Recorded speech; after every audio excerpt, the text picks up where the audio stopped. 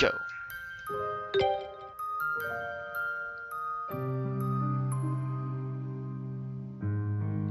Alright, hello everybody. Welcome to this much delayed run of East Memories of Celceta, the current and canonical remake of East 4.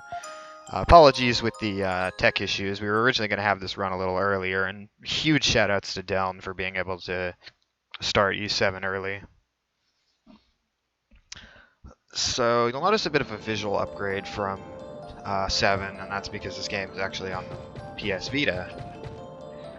Also the art style change, I believe they went through with it. Just general art style change sometime around 2010-ish. But this game is very similar to 7. It's, rather than remaking it in its old style, they decided to make this game more like 7. So the story is Adol actually has lost his memories.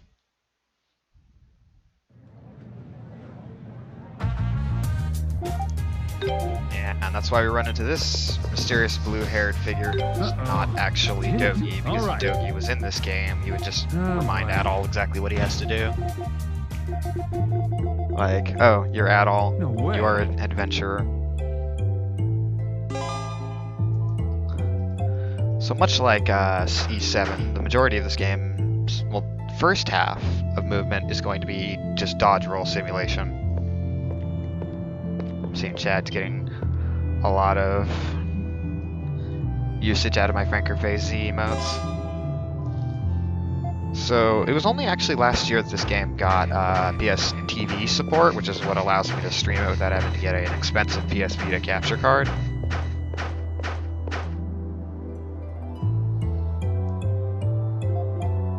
The story here is just some bad stuff is going on in the mines, and sort of, I think she's kind of the general of the military here, but this lavender-haired woman is kind of an important figure in this town, which is called Kasnan, so we have to head into the mines and figure out what is keeping the miners from doing their job, all while recovering our memories.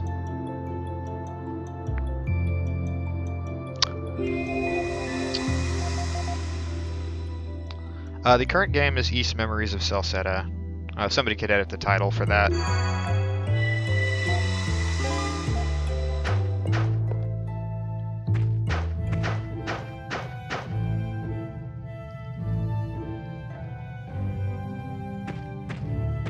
Also, this game had a surprisingly quality English dub with a lot of fairly well-known voice actors. So, although there's not a whole lot of lines, which makes me question why they did that. I'm going to equip this short sword here because it's customary in these games to just equip it. Everything in terms of cutscenes just about can be skipped by holding the circle button, so I'm going to be doing that. Yeah, it wasn't originally supported on PS TV, but eventually they decided to allow it. It has a few touchscreen integration features, which I have a solution for. So I'm going to set this skill because the game will require me to set this skill.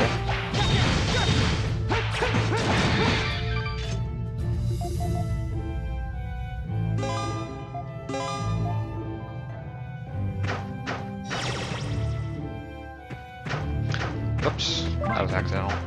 You'll notice a few like rocks, trees, similar to Celceta that are lying around that you can use to gather resources. I actually won't be gathering resources or items in this game because it's routed in such a way that I don't need to.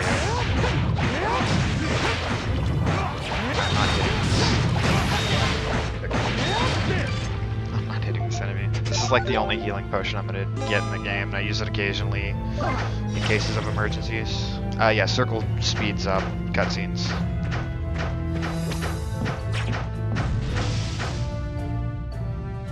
Yeah, the entire game is fast-forwarded, pretty much. So for this guy, I'm going to want to continually knock him in the air because it keeps him from burrowing back into the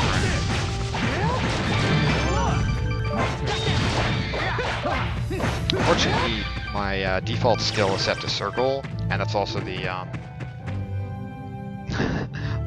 switch character button. Come on now. So I'll often set things to Oh, square out of boy. personal preference. It costs me a very small amount of time.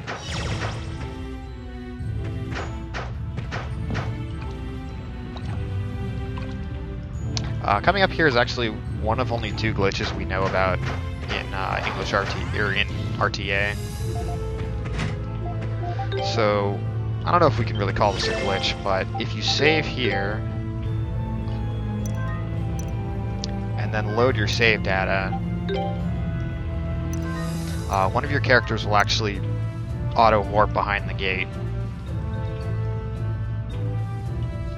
So I don't even have to get the key for the door, which takes about 20 extra seconds. Yeah, you can swim in this game.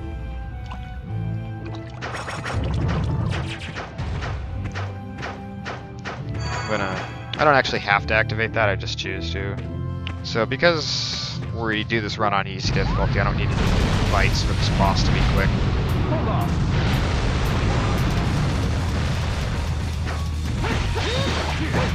Trying to get flash guards for the crits and for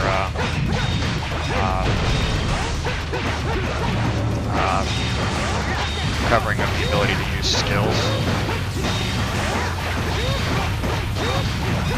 Just use my extra skill immediately.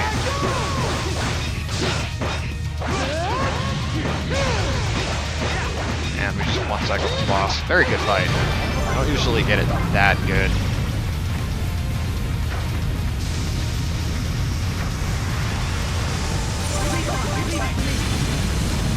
I'll be hearing a lot of leave it to me in this game. So I hold circle and generally mash X with my other hand. Leave it to me. And what that does is allow me to just kind of mash through the dialogue choices, because none of them actually matter.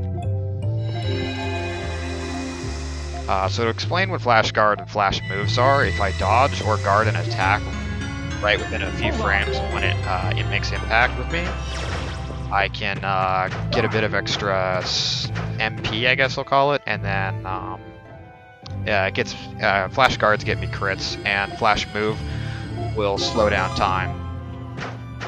Oops, wrong one.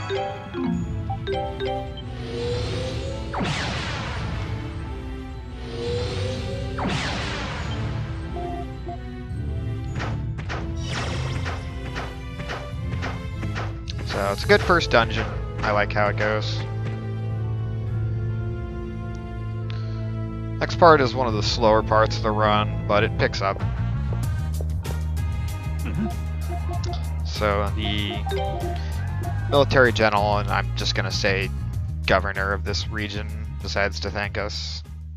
Also, she's quite the looker. She asked us to actually map this region. Kind of one of the neat things about this game in terms of its world building is the entire area is most of the first half of the game is like a giant forest. In fact, the Japanese name was Foliage Ocean in Celceta.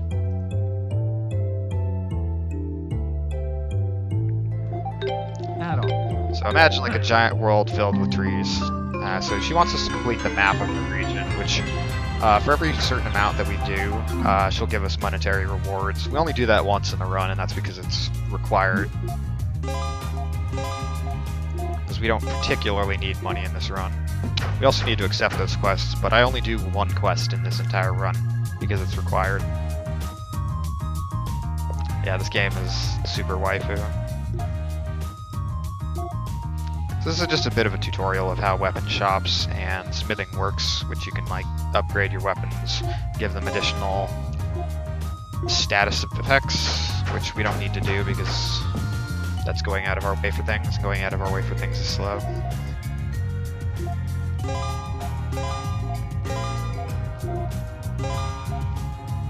So a lot of this is just extra stuff.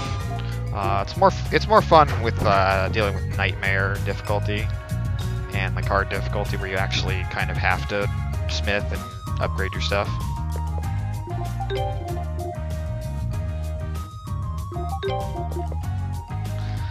So right here, our quest is now to go to this region near the tree and this region near the river. I can actually go to either one, although I think everyone I've talked to goes to the tree first because it's closer.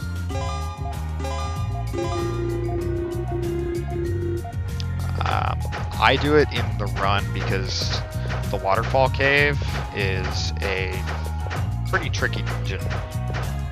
So it's better to do it when the party member that I get for that area is at a higher level than I will be. Like, my entire average party level will be higher. Depending on which one you do first, because you get a different party member at each area. The first one you do, you'll get a party member at level 11, and the second one you do, you'll get them at level 15.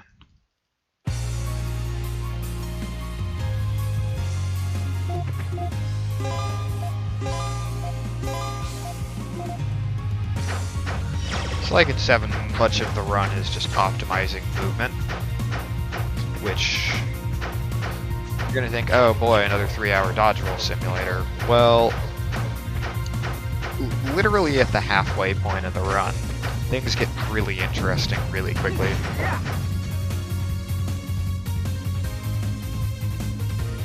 In more ways than one. I apologize, that was an unintended pun.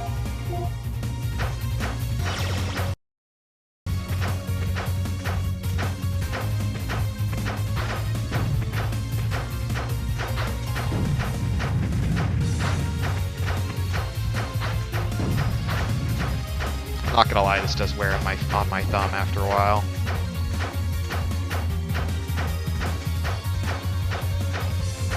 So I'm actually gonna be using that warp point a little bit later. It's why I got the warp point at the beginning of the, like right outside of town.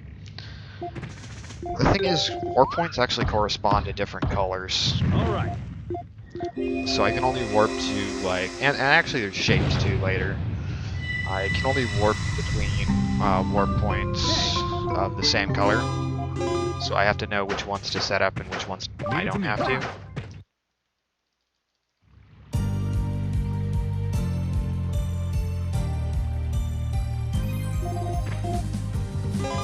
There's a day-night cycle in this game, but it doesn't really matter much when you're going fast.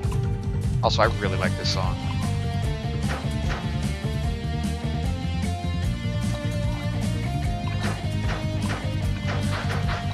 So I will use that warp point I skipped over later, but I'll only use it as a starting point rather than an ending point, and only the ending points I have to activate.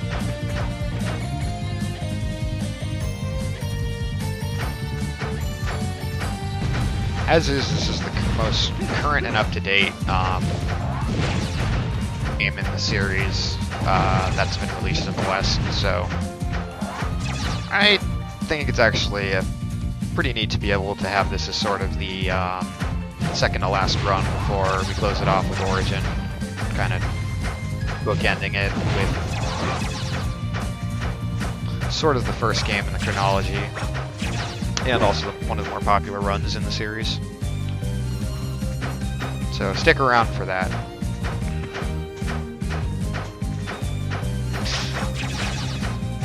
One thing I'm really happy is most enemies in this game do not actually interrupt my stream of somersaults, so I don't have to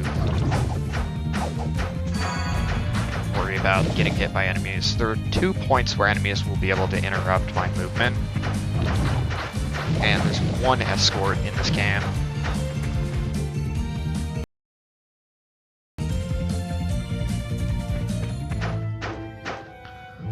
But other than that, it's pretty straightforward. These guys are kind of the bumbling idiots who follow us around the entire game. In this woods, it's kind of like, if you ever played Paper Mario, the Forever Forest, where if you take the wrong path, you just go back to the entrance. The thing that marks the correct path to go... Whoops, I stink.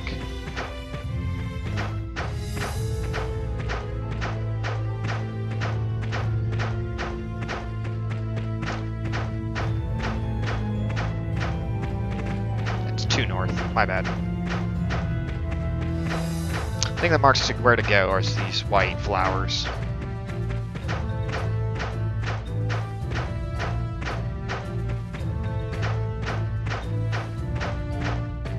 And we're out of the woods here, literally. It's unfortunate that I messed that up, but oh well.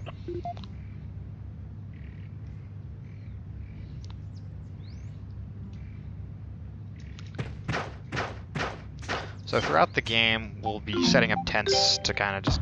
I mean, I did one earlier, but what happens here is I get a brief memory, which ties into the game's name, and each one gives me a small... Most of them give me a small status boost when I get memories in this game.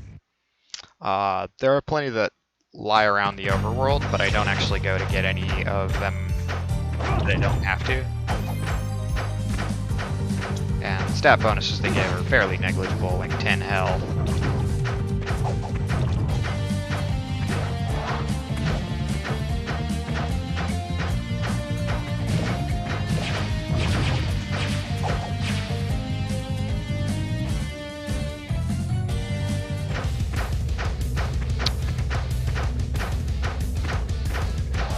So our first destination is going to be the world's largest treehouse. Oh wow. Getting stuck on there. There's plenty of that in these dodge roll games.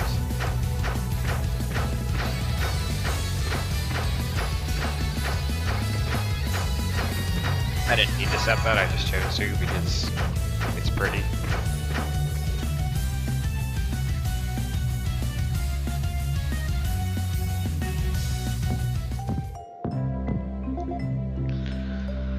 So we come to Komodo village and immediately we get arrested because Adol actually visited here once before, but he doesn't recall it. Also waifu. This is Karna. She is on the cover of this game. Hey. There are plenty of waifus in this game. But, so we get arrested because strange things have been happening in the village. People have been disappearing. Suspicious figures have been seen around. So naturally it's like, well, he just left and then this just happened. Obviously, make the connection No way. that Adol must have had some responsibility. So, being the badasses that we are, we can just remove the ropes around our hands. The section is sort of a pseudo-stealthy section. I don't actually have to be quiet, I just have to not get noticed by the townsfolk. So I generally make very tight turns around these bridges here.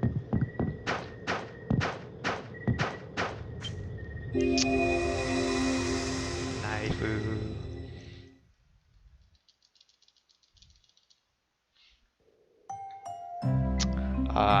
There are a couple of these where it's a story flashback.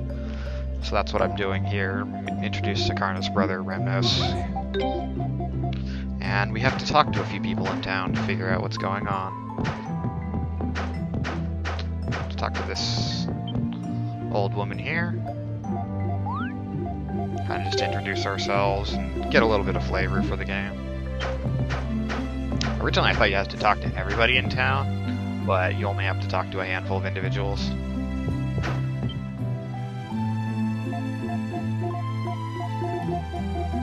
Gonna be the shopkeep, a few guys at the bar, and just a few people around town.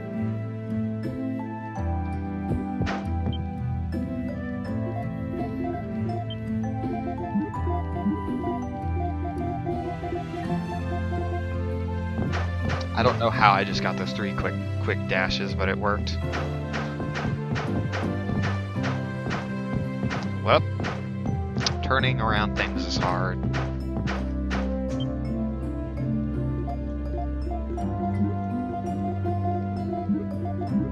Okay, so we solved everything here, and this guy can mad shred on a loot.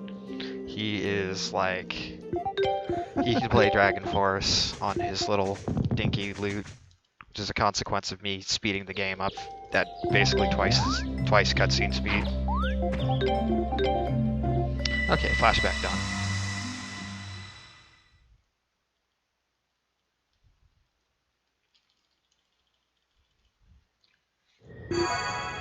Karna discovers us, like, having snuck out. So we need to go talk with the village elder and clear our name.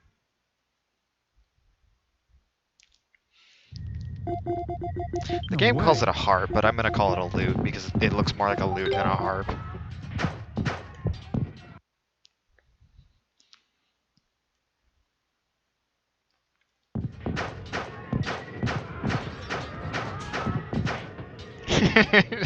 I would love to see that text of Remnos versus Olivier.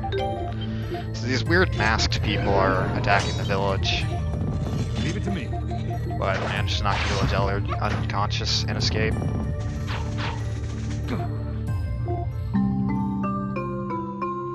So, as a note, the original version of this game was called East 4 Mask of the Sun. It's since been retconned and updated with this game. But there's definitely going to be a lot of themes revolving around masks and power-ups. Also, praise be to our Lord and Savior, the Deer of Time Loss. There's a giant deer at the top of the bridge that I tend to dodge roll into at least once every run. And so I make sure to say a quick word so that I don't lose time to dodge rolling into the Deer of Time Loss.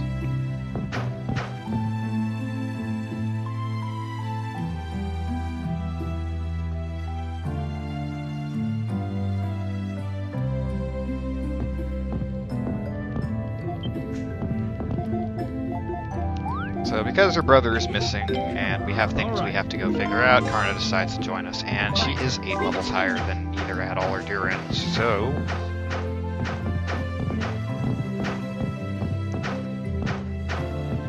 we decided to switch her as the playable character for most of this, because the way the party works in this game is your party follows her around and deals damage, but they deal a significantly reduced amount, something like 30%.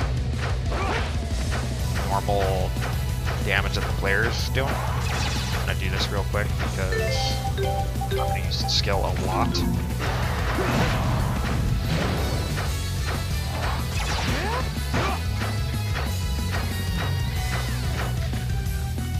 The nice caveat though, or the nice thing that actually works in my favor with AI controlled party members is an AI controlled party member will never run out of health. So if I'm worried somebody's gonna die and miss out on EXP, I can switch over to somebody. This game works on a weapon triangle system of strike, pierce, and slash, similar to Fire Emblem. Enemies are weak to certain things, strong to certain things, which generally makes sense, like squishy enemies that look like they'd be vulnerable to slash are weak to slash. Aerial enemies are weak to pierce. And tougher enemies are weak to strike.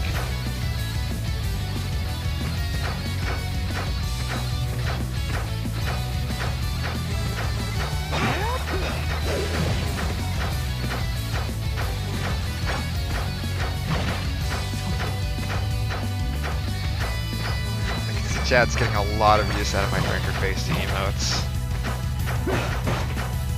I'm trying to focus here, okay? I don't need to activate that checkpoint, it's just faster because make a tight turn around there, I'm gonna end up hitting it anyway and it costs me nothing. So there's this wave of these 4 guys here, and to immediately start this off, I'm gonna just use that.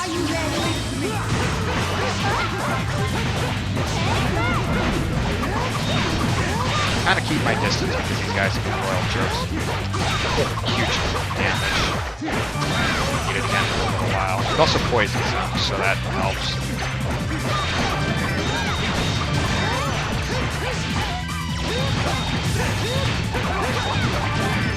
It's getting warm. Leave it to me. Leave it to me.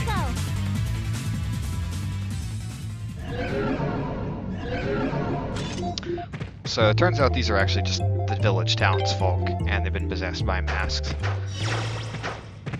This is going to introduce us to Karna's unique overworld ability. Every character in this game has a unique overworld ability. Durin can unlock chests. Adol gets a couple of things, like getting memories. One ability he'll get later in the game. Karna breaks things that are suspended on the ceiling.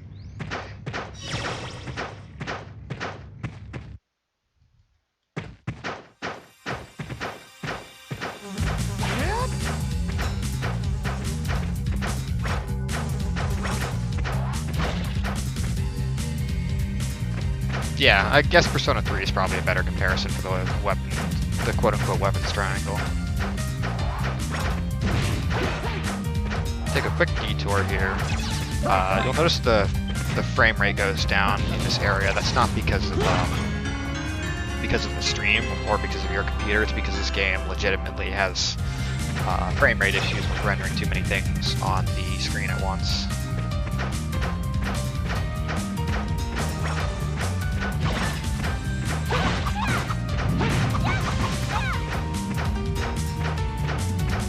There's a chest up there containing 1,000 gold, but I don't need it for this route.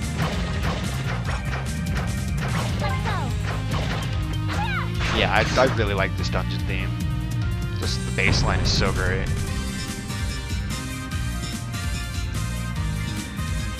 Whoops, there we go.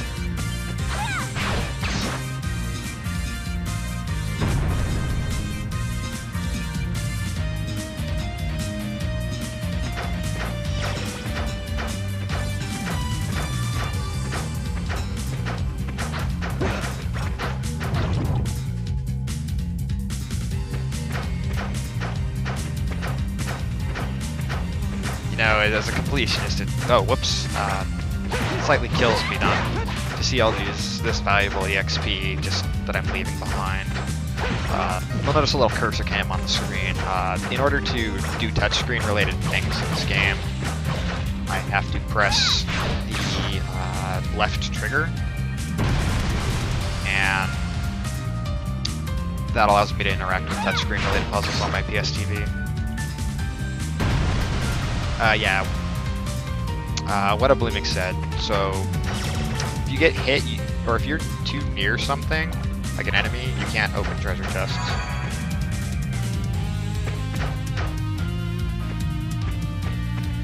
This is our first, like, actual serious boss.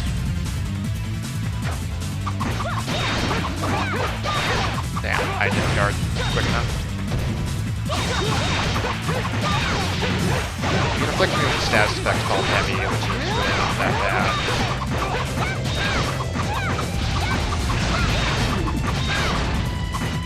Dang, I'm terrible at guarding right now.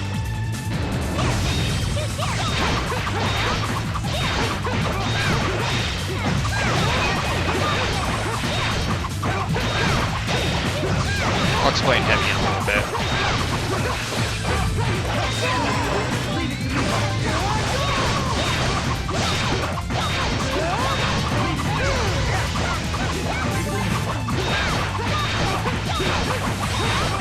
Focus here, like the mashing is crazy.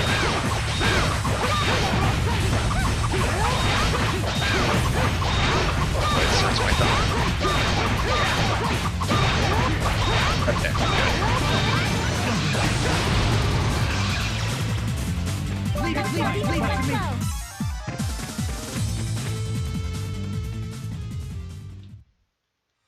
Leave it to me. So if I switch out a party member while they're doing an EX, I can do things with that character, but the character casting the EX skill, which I'll just call it an EX skill, it's your extra skill, they do reduce damage, so I'll often cast it and then switch over to somebody to do a little bit of extra damage, and then switch back to the character whenever they do the majority of their damage. So we get an accessory called the Dwarf Bracelet. It works similarly to the way the mini spell works in Final Fantasy. I get smaller, but at the cost of a significant amount of defense and offense. I don't know why I said dance. Adol has had like very minor voice dialogue, but he doesn't actually. Yeah, I think this is his first game where he has dialogue options.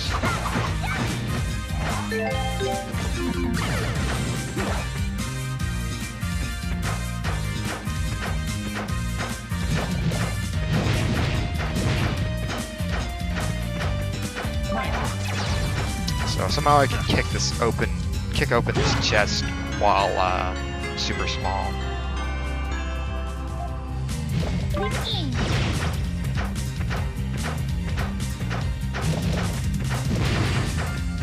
So I need to get 3 slate fragments in order to complete this dungeon. Thankfully there's only, oops. There's only 2 dungeons in which I have to do this silly thing.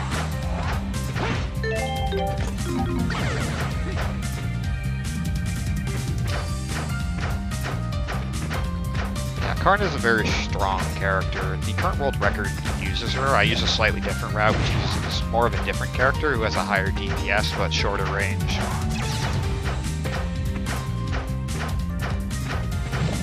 Still has a ranged ability that I do for a lot of damage though.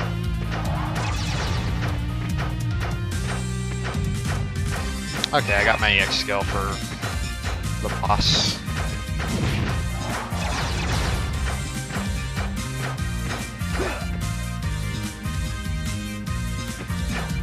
Okay, so I'm gonna switch over to Adol here and kill a few of these little bugs because I want to get a skill called Stun Rate as soon as I hit level 13.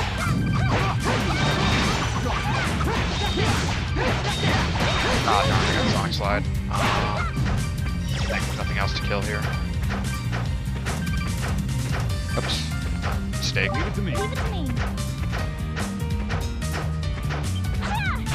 Okay, there's still one more I can kill.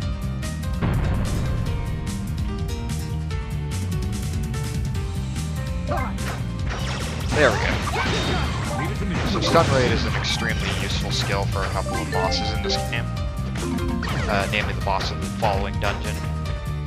Any boss that can be stunned, because it has a high rate of stun. You'll notice under a boss's health bar, there will be a small meter that slowly builds, that's blue, and it turns yellow when the boss is stunned for a duration of time, in which they're basically helpless and you can deal an extreme amount of damage.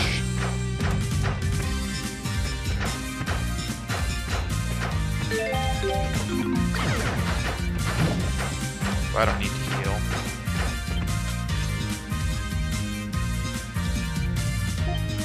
Okay, so in the Japanese version of this game, wow, I forgot to get the treasure chest. Shoot.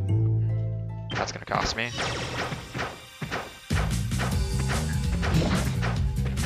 Marathon mistakes. Forgive me, I'm tired.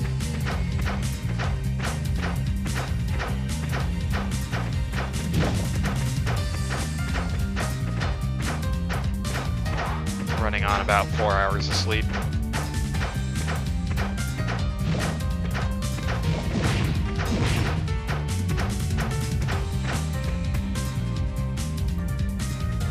Oops.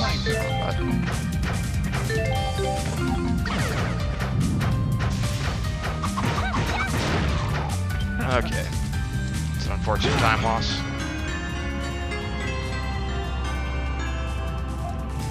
Let's go.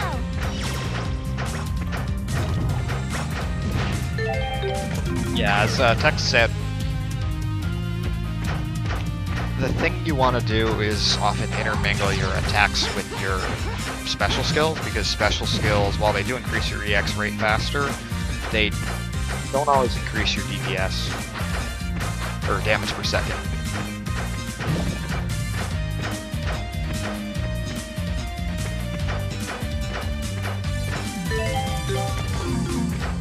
Then I equipped it again. Oops. Hold on. Okay. I was just noticing frame issues and I was worried it was my capture device. Okay.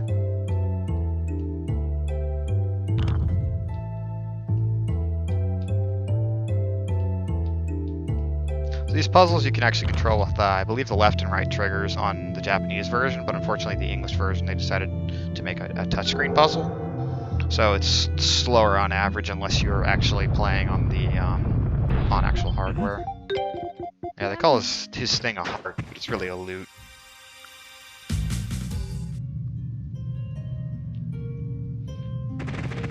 Oh.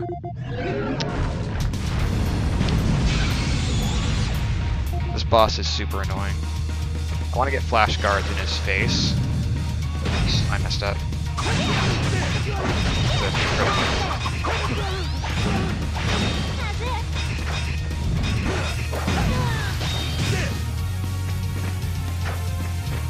on, buddy.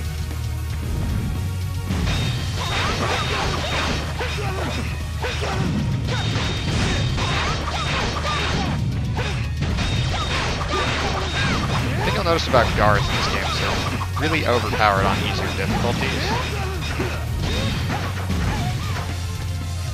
And by that, I mean you don't take damage when you guard on easier difficulties. You do on higher ones. That doesn't mean this run carries no risk of death because you're trying to go fast. But it means I can just do this and stand near a wall while he hits himself.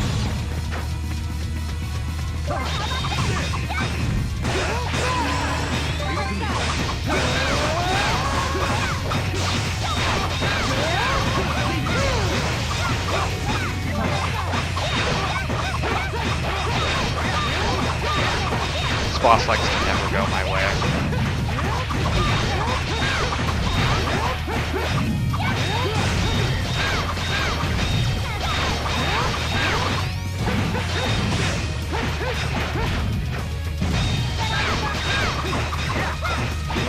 Yeah, there's a lot that this boss can just be RNG.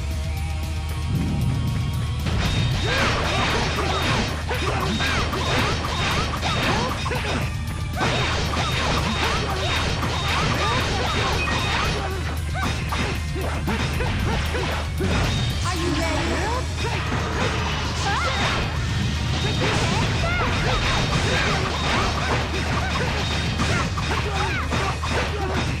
We're basically doing nothing here. Okay, that's what we want. Those extra spikes mean nothing.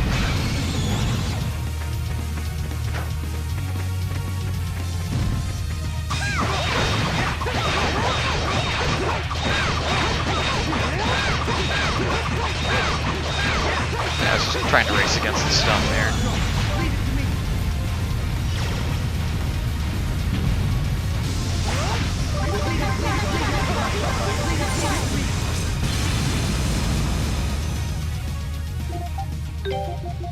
So as this man takes off the mask and this mysterious woman appears, he reveals himself to be Karna's older brother, or younger brother. I forgot what the relationship is, but she's kind of really evil.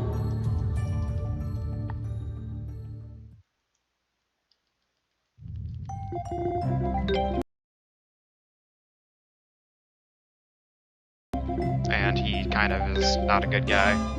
And it's not just the power of the mask corrupting him, he says he's doing it of his own free will.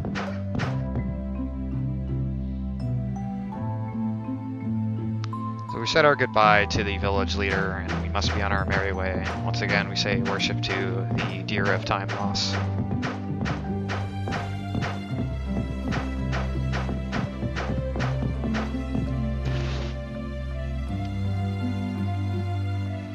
Bumbling idiots are one step behind us. Oh boy. What? Gotta just go and investigate what's going on here.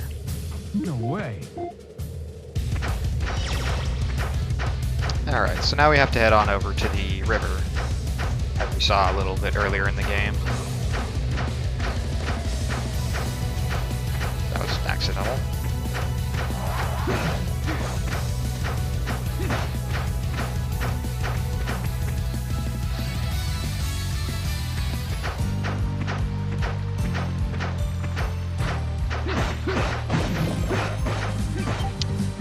Release the drawbridge.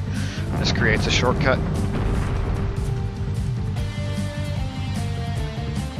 So now you can actually do this section before going to Komodo, but it's just slower too, because now we're actually at a decent level to do things. This dungeon is definitely harder. That bad sense of direction.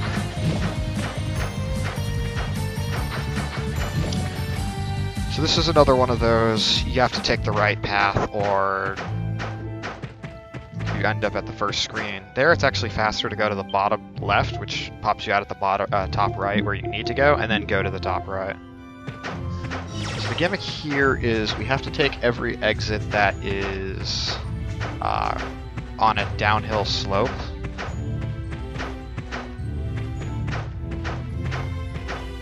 So I have to basically be continually going downhill the entire time, which is a lot easier to deal with. We're going to need that warp point a bit later. Once again, we can set up shop, or for the rest for the night.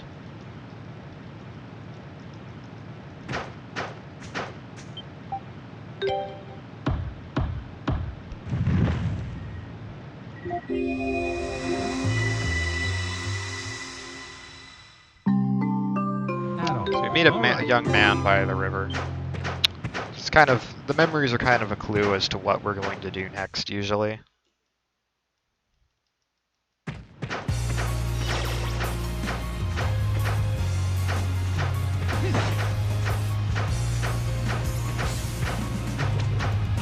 So they somehow were able to get copyright from Blizzard, put Murlocs in their game.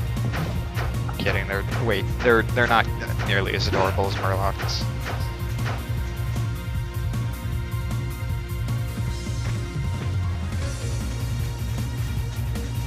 Man, this thing's huge.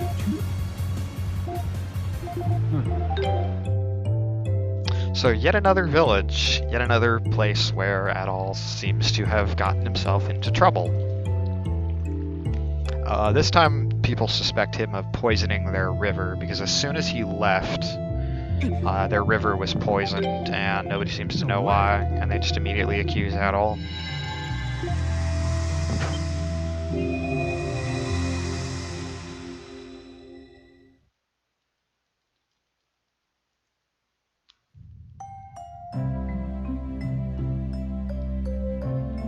This young man is sort of the village, one of the higher up people in the village. His name is Ozma, or Ozma, I'll just call him Ozma. Same name as the super boss of Final Fantasy IX.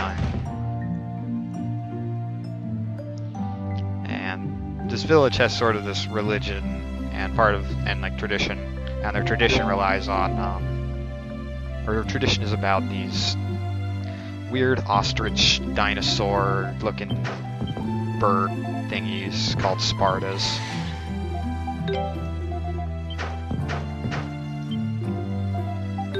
So we just have to talk to all of them.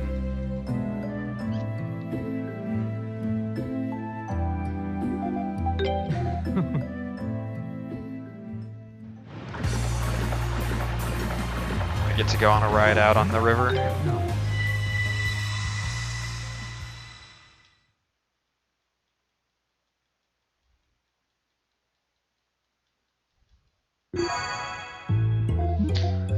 So we must get this guy's attention and tell him we need to see the village chief, and because we have a bit of our relationship going, we're able to get out of jail. So the next step is to find some information about who has been poisoning the water supply.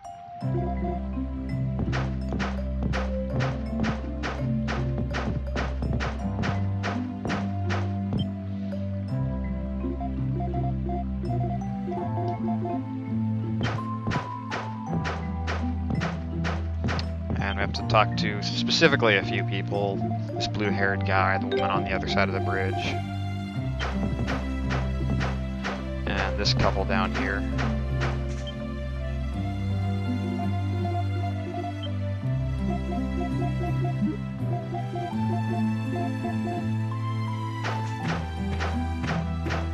And lastly, we'll meet a person who I think lives here.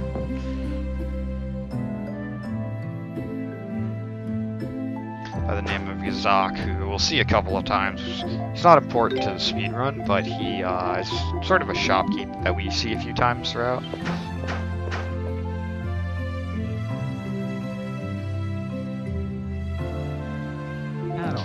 So I have to make sure to answer. This is the one of the few times where the options matter.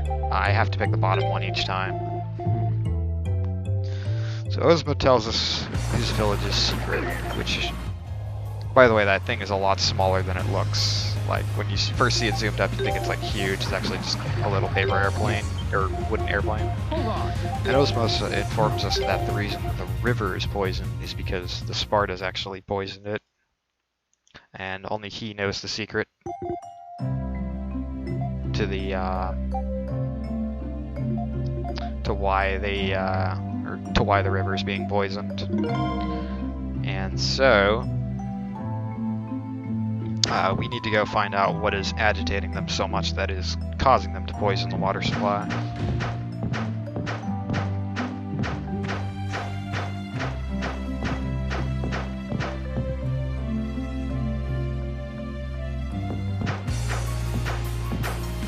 Our next destination is the Waterfall Cave, which is actually one of my favorite dungeons in this game, except for it has a pretty annoying boss.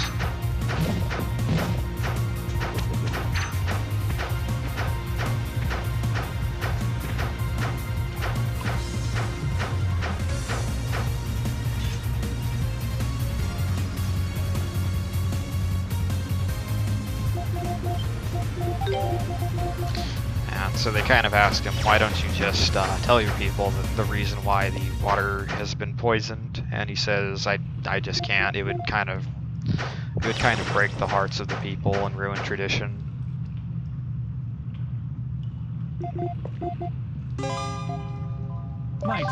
So his abilities, he can break, it's very specific. Any underwater soft spot in a wall he can break. There's a few of those that we need to do, specifically in this dungeon, and a couple others.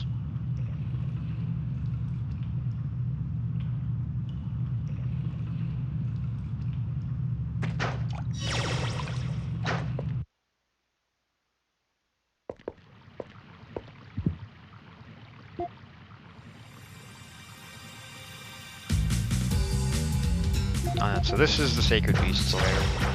Switched to Oz mode because he has the most things that he has to do in this dungeon, but also he is slightly stronger, being a level ahead of everyone. And his finisher is one of the best in the game. Honestly, this Water Temple-esque dungeon is really not that bad compared to other water dungeons. Yes, you can break walls, but only underwater, and only specific ones.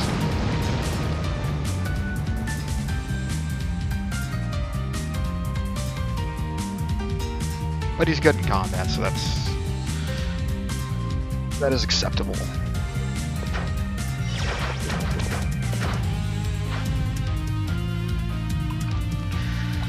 The camera here is not the nicest, so I sometimes get lost as soon as I enter the water here.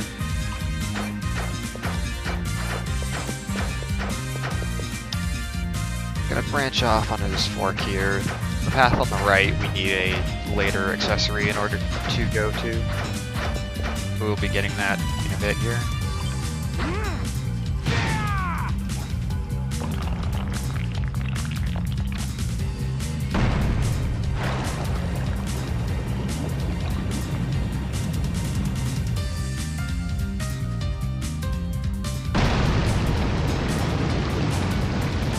As you can see, the main kind of gimmick here is I have to continually pour water out in order to raise the water levels so that I can progress through.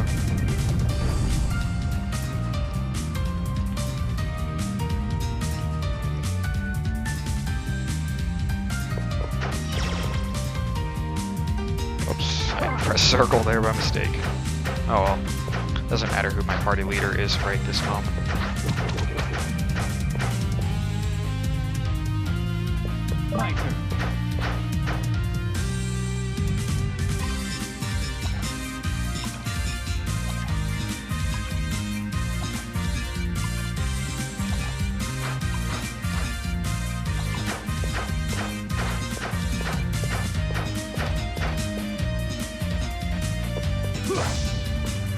Don't finish these guys off because they keep me from being able to open this chest. And I get one of the slate fragments here. I only need 2 more for the rest of the game.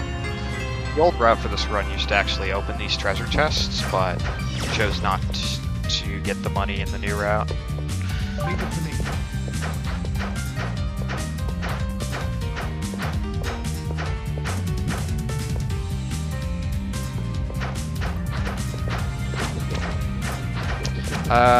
Actually, Carno only gets a lot of use in the first half of the game. My current route doesn't use her much after about halfway through the run.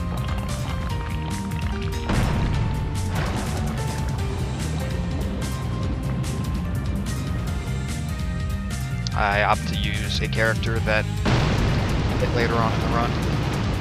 Slightly higher DPS, but not as much damage. Oh, don't worry, Adol will still be in the party for basically the entire run. The old rat actually took him out, but I keep him around personally for a few things later in the game.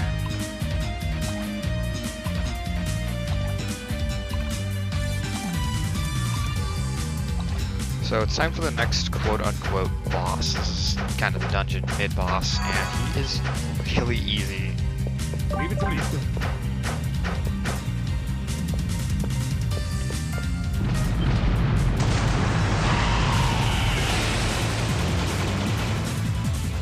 Like, I'll show you.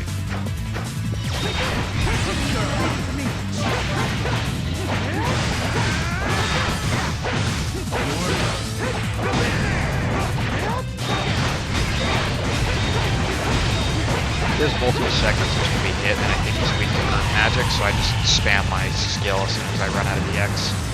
Because it hits a bunch of times.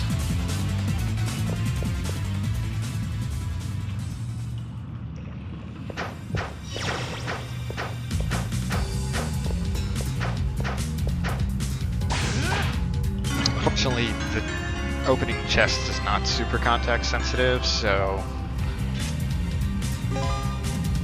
I have to, like, not be in an attacking animation or moving animation, or like dodge roll animation, I should say. So I'll occasionally just be attacking at the treasure chest.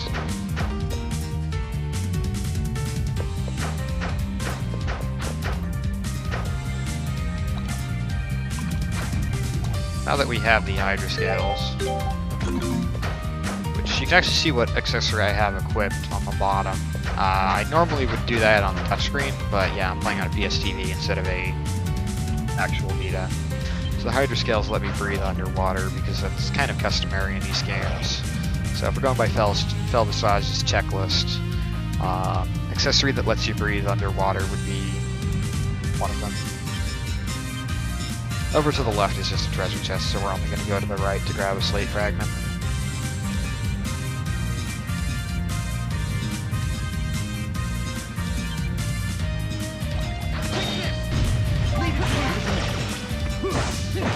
Darn. I'm generally trying not to get this encounter, because I just need to open this chest here. So I just lose a little bit of time killing that enemy.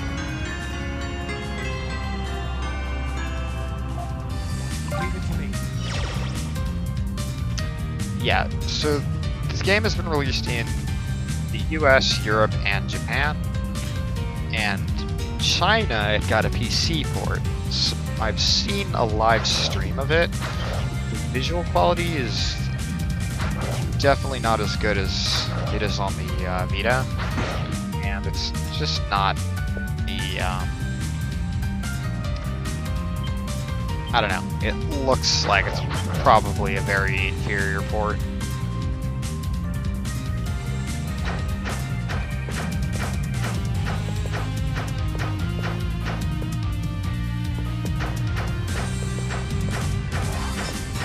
This guy's annoying to get around. He has a very fat hitbox, and I have to find the right spot to get around him. So my current PB, which used to be world record, this is like my one big mistake, was I actually have to break multiple of these rocks here. And I only broke one of them. You have to break two.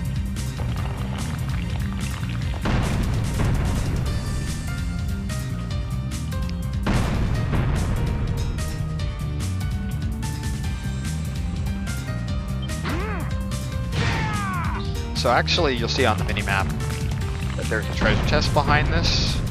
I haven't really mentioned too much about treasure chests, but we get a very small amount of them in this run because most of them don't give anything useful. The ones that we do go for, we generally just get for money because we need to buy a weapon a couple times in the run.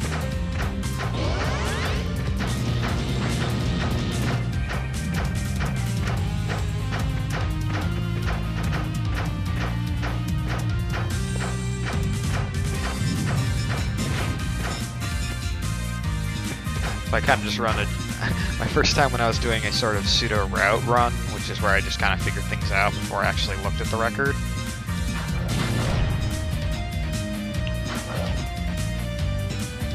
I just opted to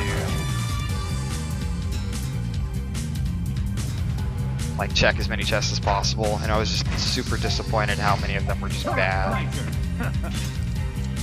That little section there with the water, it has a current that pushes me back. You can get through it in one cycle, but that's why there's those codes on the side there. It's fairly precise on whether you can get through it in one cycle or not.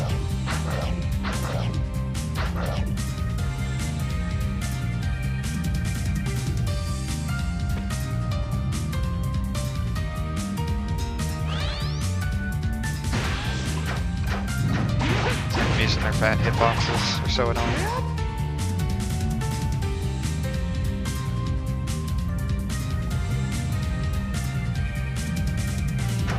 There's an area on the side, but I don't actually have to go there. Unfortunately, that tends to auto-cancel very quickly.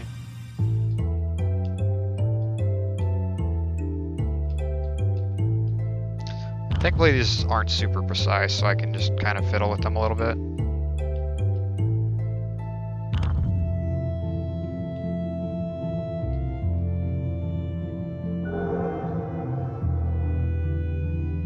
And we're through. So next up is the worst boss in this entire run. Like the boss of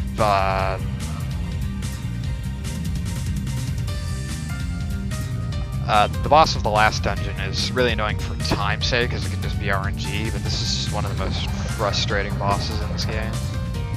Thankfully, they become a lot more fun later on in the run, when I have a bigger, diverse party.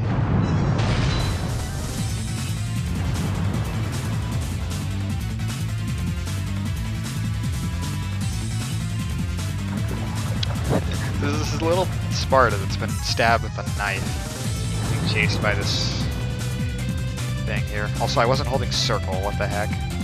Wow. I thought I was holding circle.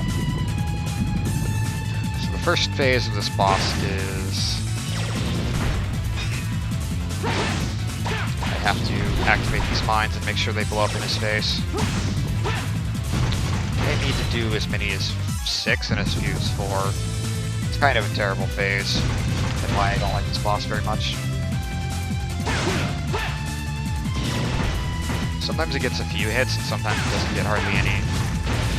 It blows up in his mouth, it doesn't do as much as if it hits him on the side.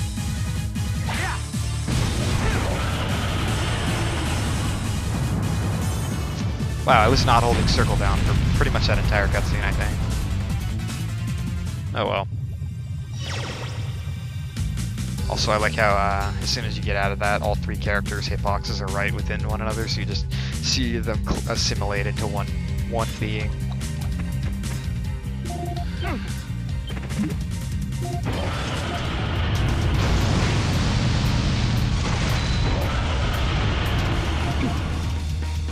So this is why we get stun raid.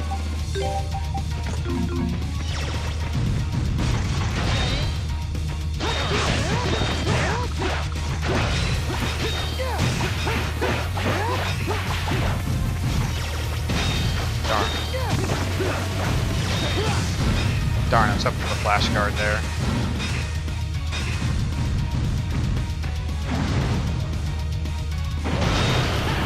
Oops, I didn't mean to do that.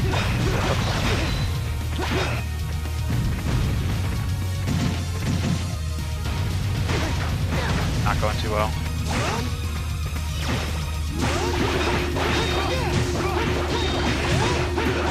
I meant to dodge.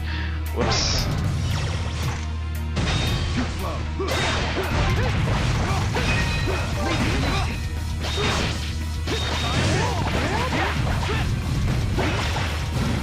Thankfully his stun meter doesn't go away.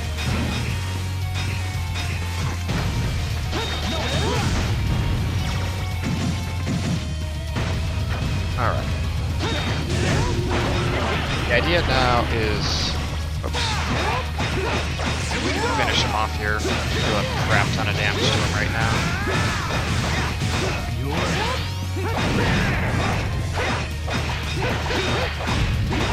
And we got him.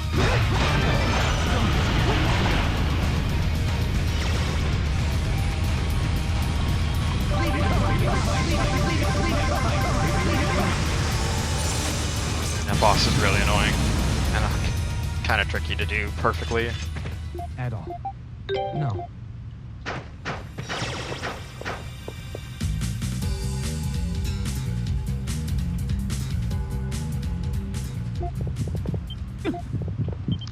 Kind of uncover why this, Okay. or why everything's going on. Turns out this little young one has been stabbed.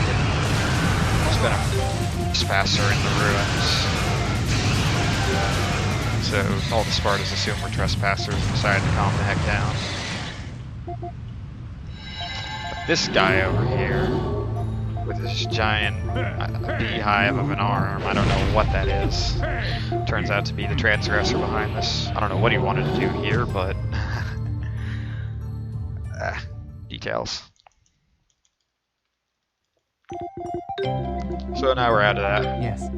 And we have to head back to town and report our findings.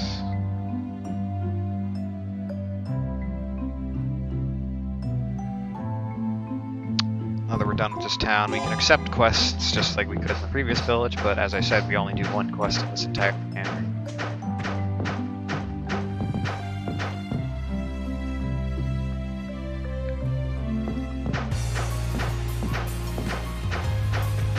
And the Band of Idiots decides to follow us. I'm just gonna call them that. The Band of Idiots. I mean, they're really not. They're okay, but... yeah, the speed up feature makes the cutscenes look really silly. And at least you can see the text boxes and the animations a little better than 7. 7, it was going so fast you couldn't even see the text boxes.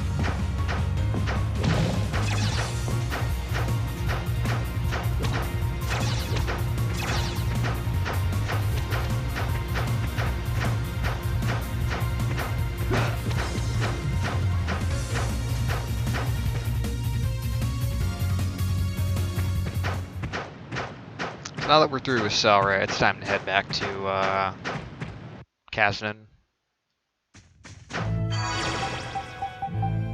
Whoops. You can actually quickly bounce between work points, but you can also scroll around with the joystick.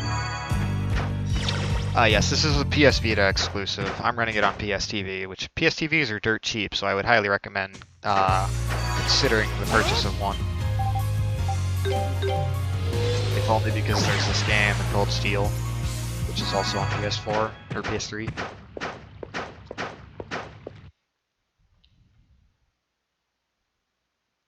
I would like to clarify that this is, while this is the modern iteration of Ys 4, there's 2 other Ys games that were for a variety of consoles back in the 90s.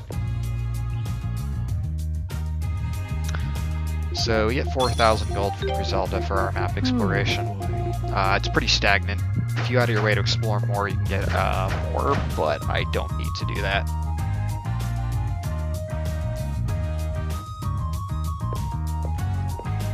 This is a peculiar character right here by the name of Gruda. He's kind of shady looking. We'll see more of him later. So, thinking about where we need to go next, Adol remembers his flashback from very early on in the game, where he recalled a thunder tower, as I call it. It's just a tower that is guarded by thunderstorms. So before moving on, the game requires that I do something with these 2 quests here. One of them is a quest to go find several things around town, and the other is to go to the mines and work on something with the mines there. So these kids here want me to go and find these golden nuggets that they've left around town. So naturally, because we're in a speed run, we're just gonna tell them no. We get my favorite voice dialogue in the game of animals. I failed. Like he just nonchalantly says that. So we're off to the mines. Unfortunately, this quest is a little bit tedious because it requires us to do something. Basically, we have to mine for about a minute, but it gives us plenty of money, so it's like, even though it's required, it saves us from having to do other things later in the run.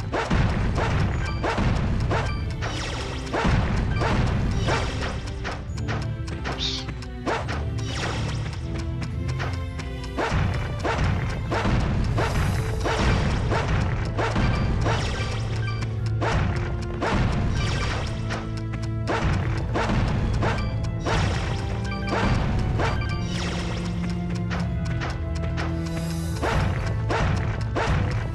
The more gold ore I get out of this, the more money I get rewarded with.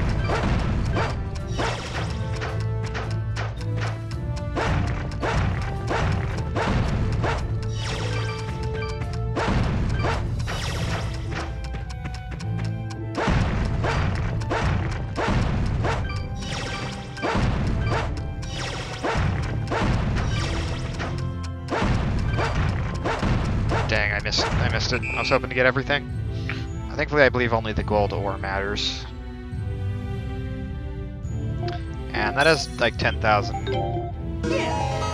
I think that gets me 10,000 gold.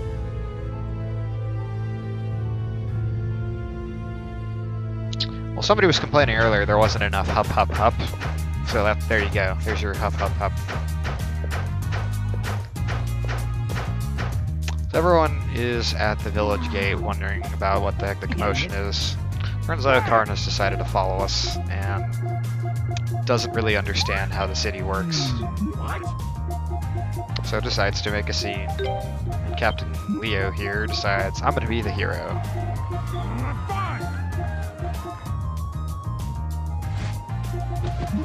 But as somebody mentioned, there is no such thing as fall damage in the East series. Also, adorable hug. So, what do two young adults decide to do whenever they meet together after not seeing each other for effectively 30 minutes? Obviously, get drunk.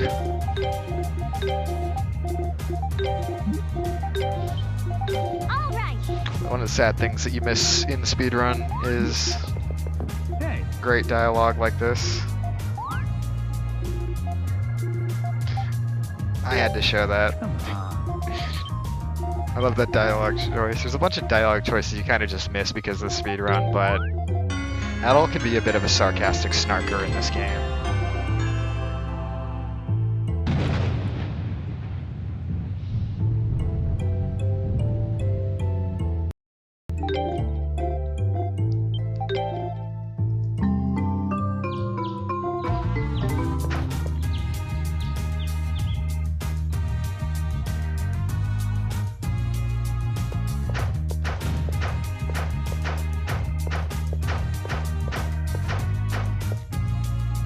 My turn.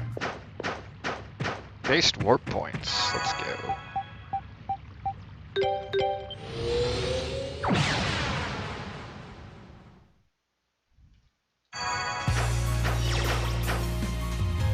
Ah, dang, I think the frame rate dropped.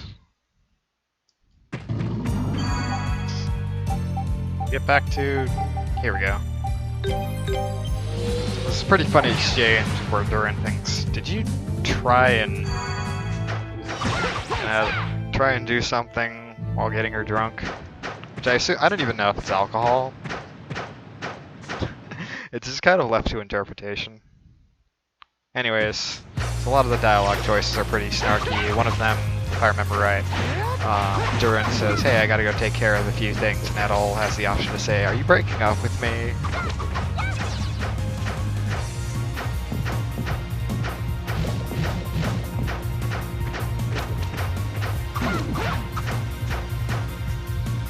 now we return to Cellray. This marks the final occurrence of Duran being in our party. Because we literally never need to open any more locked chests for the rest of the game. No. Hey, Yes.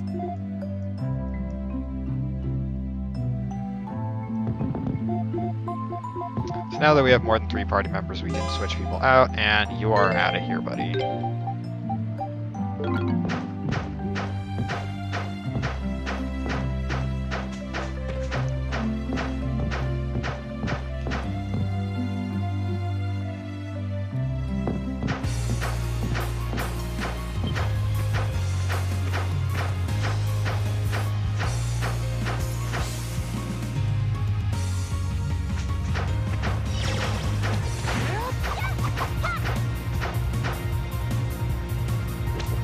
Alright, so coming up is probably my favorite dungeon theme in this entire game, and that's saying something in this game.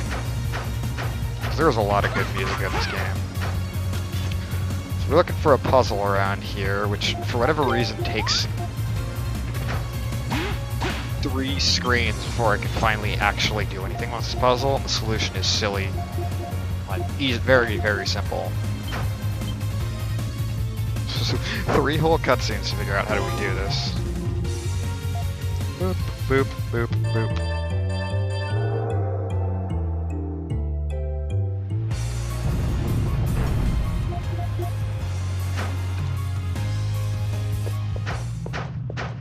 This is the underground ruins,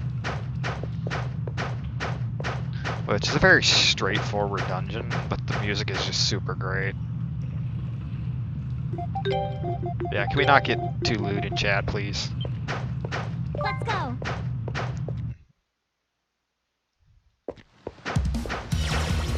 I won't talk too much. In a nutshell, basically every path you take is either you go left or you go up, like down left or up left.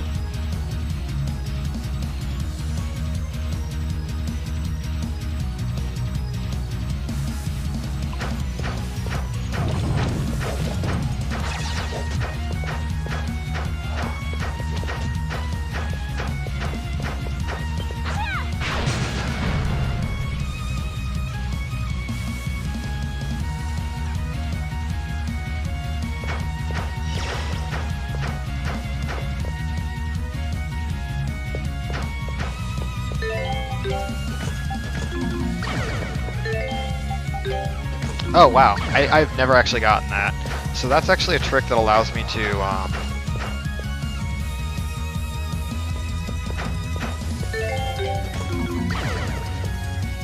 dodge roll at full size, which allows me to get through that section slightly faster. It's a very minor glitch that we can do for just like a handful of scenes in the entire game. So the idea here is I want to kill a few enemies to get Karna this skill, Napalm Shot. Which is a very powerful skill and very useful one against the next boss.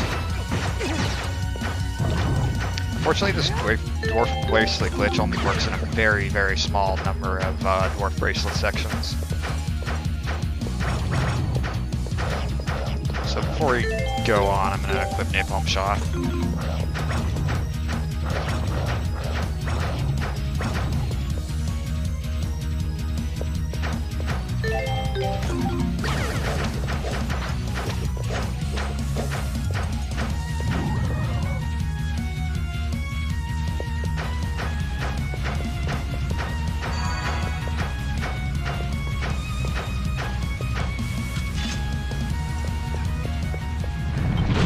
First I have to hit this guy's legs before I hit his weak spot.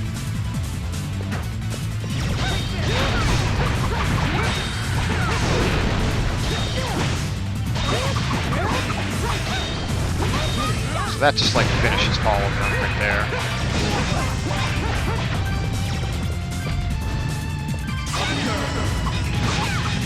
And as I said, Ozma is a really good finisher, so I decided to burst him down like that.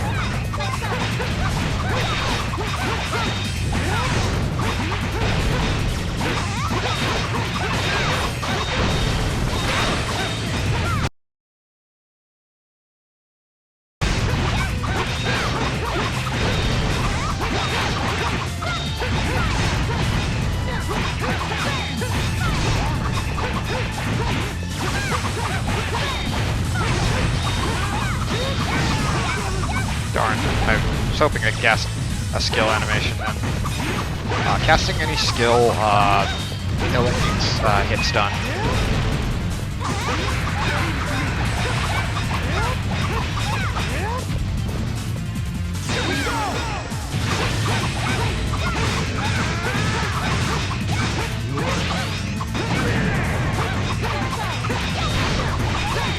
Also, I believe I take reduced damage.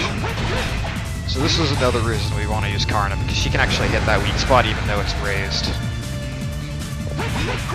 he has to be kind of out in the open. Oh my god, that was terrible.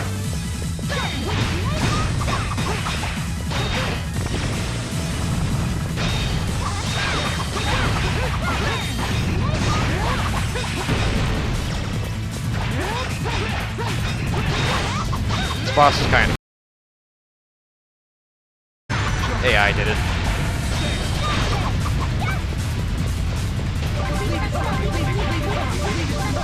I'm sorry, I get too much amusement out of doing that.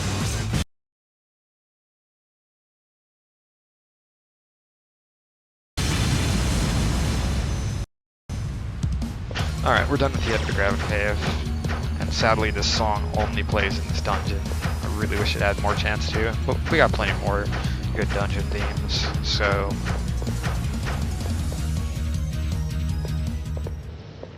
So we found a new world, and we emerge right next to a cemetery.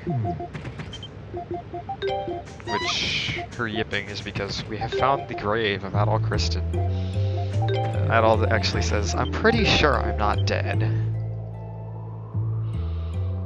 So, we, One day, I intend for mankind to take to the sky. get a brief flashback of some of the things that happened when we were last here, because nobody has explored this entire realm, except for Adol. So basically, this entire game is just him doing everything again. We will have to return to that grave, though, because we're not dead, obviously it's got to have some importance here. And there's the Thunder Tower in the distance. So, brace yourselves, because in a little over or under 20 minutes, the entire nature of this run changes.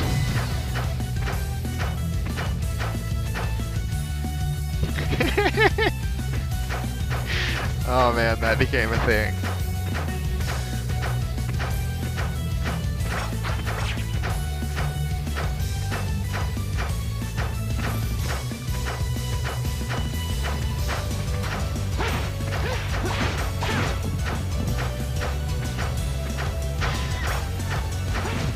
So I don't need to activate that just yet. I get to it on the way out.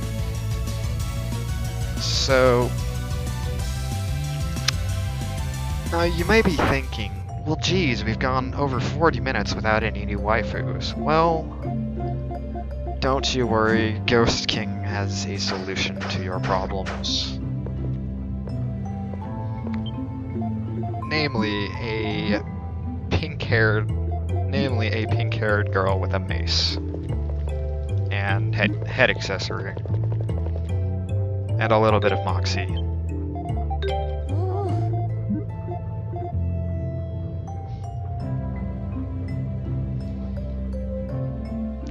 Go gymnast, go. This introduces us to another character by the name of Kalilika. She will join us shortly in the game, but she is actually the main party member that I use for much of the rest of the run. But we don't get her just yet, so Adol can't sleep, and because this house is mysteriously locked from the outside, we have to sneak out.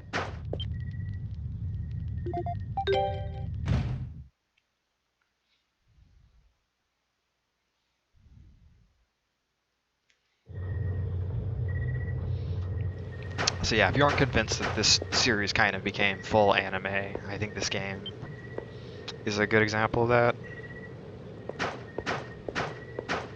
I think it's the same artist as the one from the Trails of series, or Kiseki series.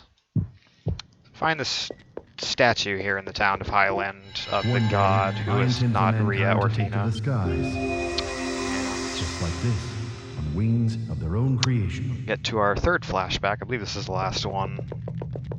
Have this stereotype. At this point, I think it's become a bit of a cliche in the series of just the young maiden who we know little about, who is just kind of there for this game, that at all eventually will probably leave in the background.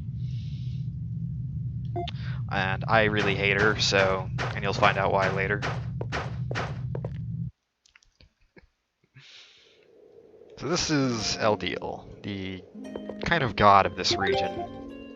I recall reading somewhere that the gods in the East universe aren't particularly powerful, like they're not omnipotent. Lisa, I'm And sorry. I assume he's similar to Rhea and Fina, but I don't know. Each game is kind of its own self-contained entity.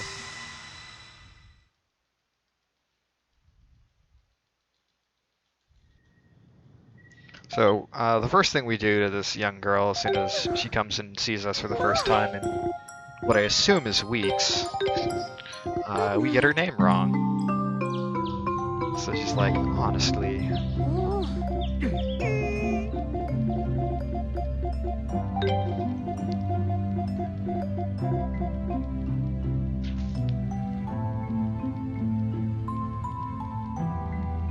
So now we actually get our one instance of a four-person party that isn't annoying to work with. Although Colonia doesn't actually do anything. So I have to talk to a few people around town one last time. Thankfully, this is not a recurring theme of this game, and although this game is about 3 hours, it stops about an hour and 20 in. Yes, I can't stand Lisa, for the simple reason you have to do an escort mission with her. And one other reason, which I won't mention yet.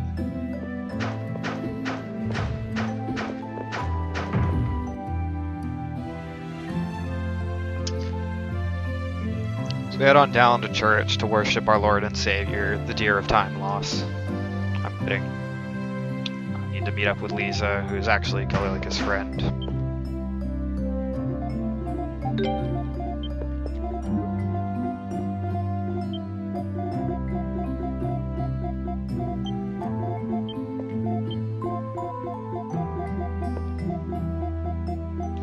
Like how everyone's idle animation, like when the game is played at set twice normal speed, everyone's idle animation is like twice as long.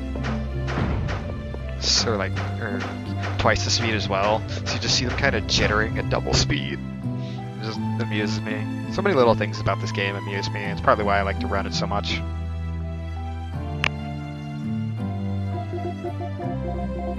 So we only need to enter this house, thankfully, to speak to this man by the name of Philemon.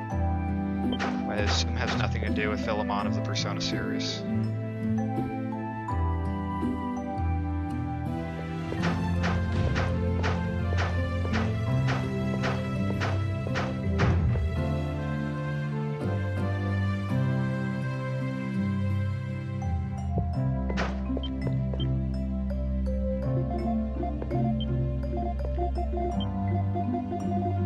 Talk to one last guy at the bar here, and can't stop Must Adventure.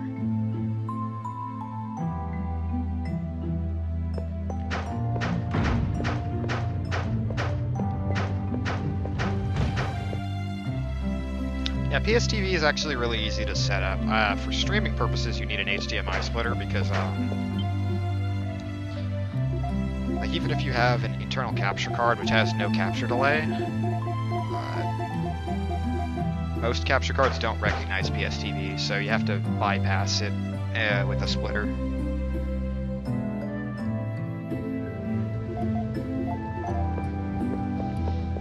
So she bids us farewell.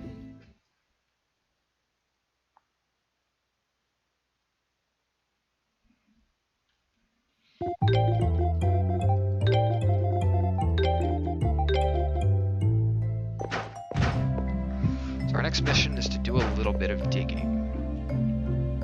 It's okay though, because we're digging our own grave out. Which is kind of really morbid. Like, reminds me of that one guy who supposedly died while reading his obituary because they prematurely published his obituary. Thankfully, Adol has a pretty strong will.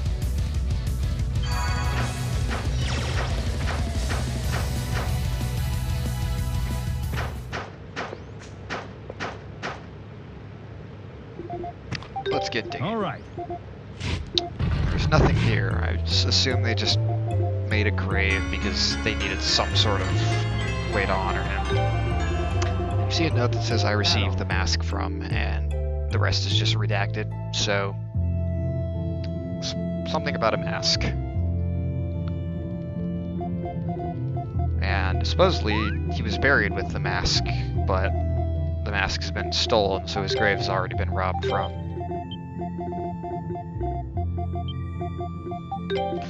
Alright. Time to break out yet again.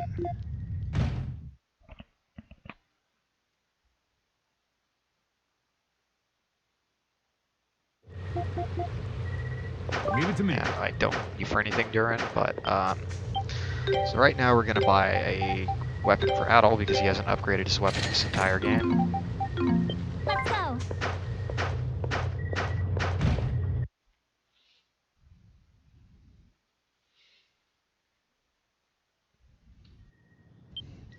So we see Gazak speaking to Philemon, just kind of saying, hey, we need to buy some supplies, even though we just bought some supplies. So now that we take care of that,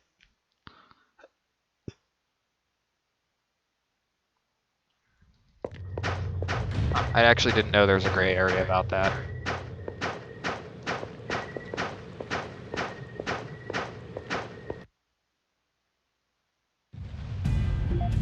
Apologies, I did not actually know anything about that.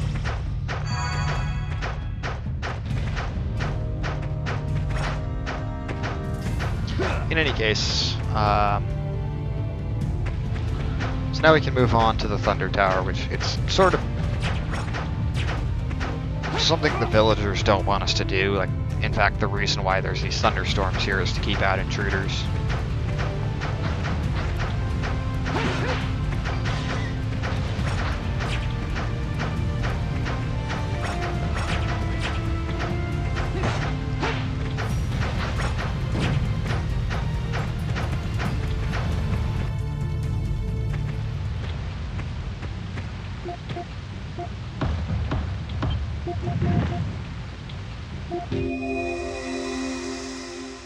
Well, really, you can stream this on a PS Vita with a PS Vita software. So, I'd rather not get too much into the legal discussion of things.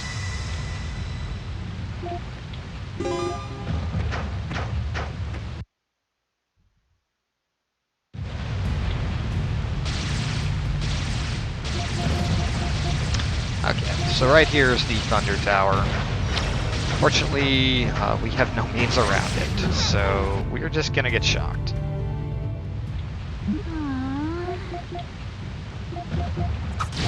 Whoa! Hold on. What now? So we need a means to get to the Thunder Tower. We break Kalilica's heart. She's worried about her friend. She goes up and bites Durin.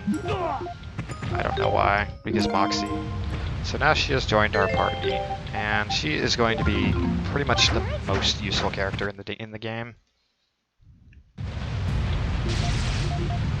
At least for the route that I use.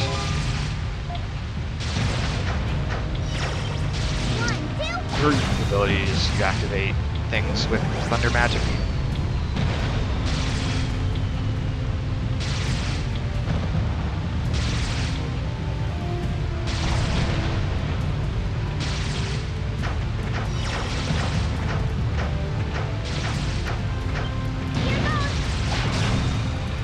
So now we can activate these spires in order to basically gain a shield because it acts as a lightning rod.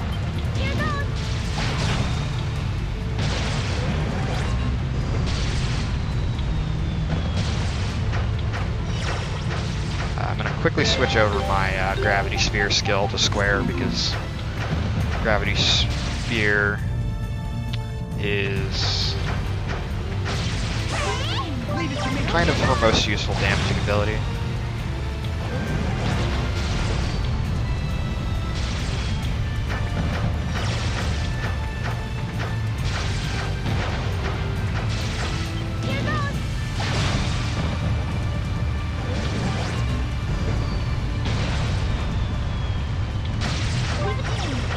Oops, I need to switch back to her. The shield will slowly wear out over time, so I do need to be quick about activating these lightning rods.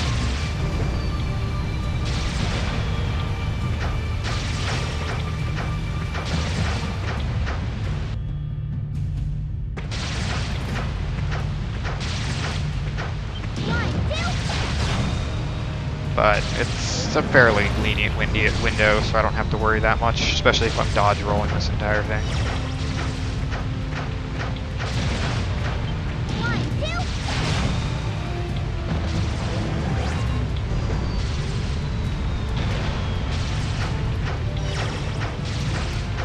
I don't need to activate that at any point. I use it to teleport somewhere else later on. Once I get done with this. Alright, so this is Tower of Providence, where we will get, honestly, the craziest upgrade in this entire run. I won't spoil it too much, but it's basically what made me want to run this game. Oops, I let go of circle. So this wasn't skipping at full speed. Waste like 2 seconds.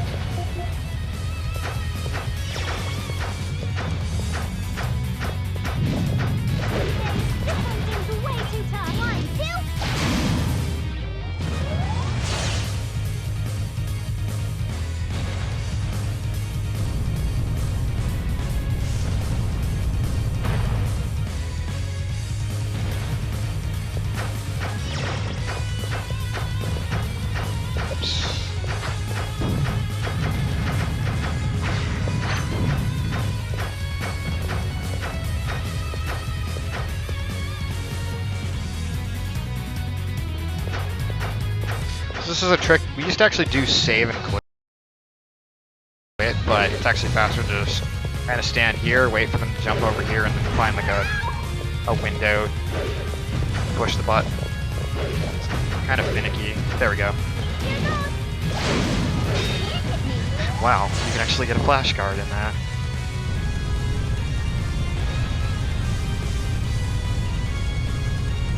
Yeah, the games are pretty, well, pretty.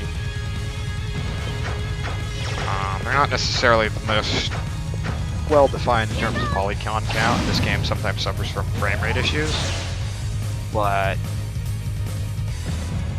like they do really good scenery and world building, which is one of the things that draws me to this series.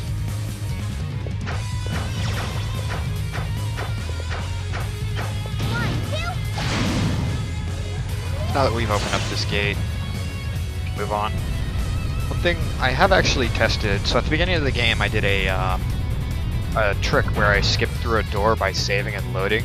I've tested it on a few gates like that one, and I can't actually get clipped through it by just saving and then loading, and then having one of my party members just already be behind the gate. It doesn't actually work on any other gate. Hopefully these guys will just vanish on us, so we can just quickly activate the switch here.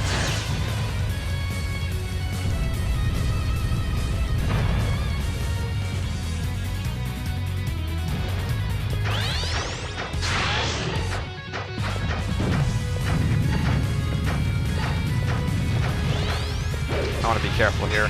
These orbs can hit me with heavy, which is an evil status effect to say the least. All of my movement is slowed down.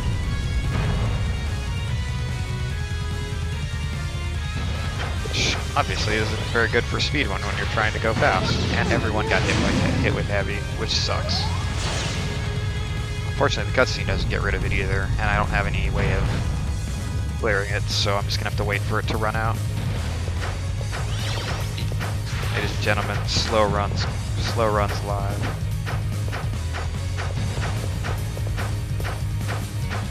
This is so awful.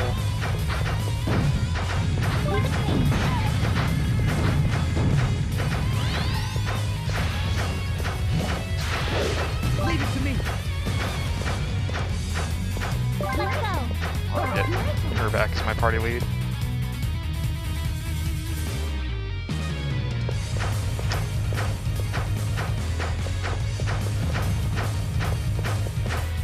Get that real quick. Also, we run on the easiest difficulty, which minimizes grinding.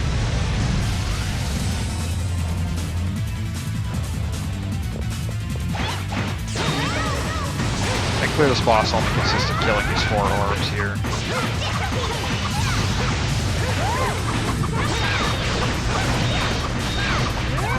Fortunately, Karna doesn't have much damage yet.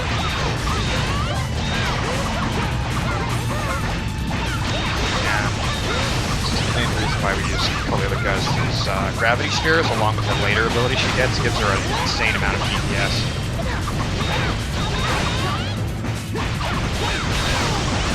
Also, gravity spheres are ranged.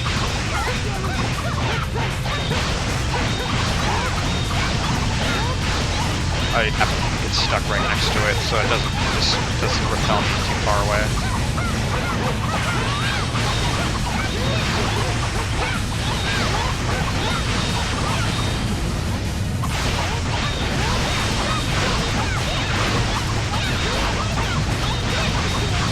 There we go.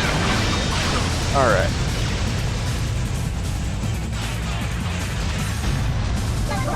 We're about to get my favorite upgrade in the game. And this is where this game shifts from dodge roll simulator to literally Sonic the Hedgehog. And this is also what makes the speedrun possible in as quick a time frame as it is.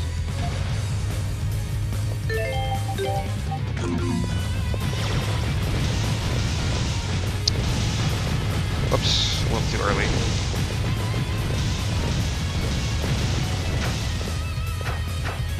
Okay. So I grabbed that Celceta and Panacea because what that'll do is I can sell it for 5,000 gold.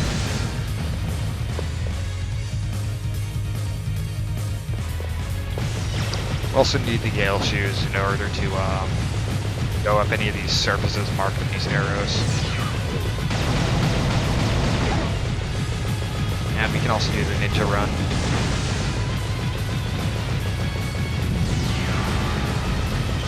I sometimes can get past that. Faster.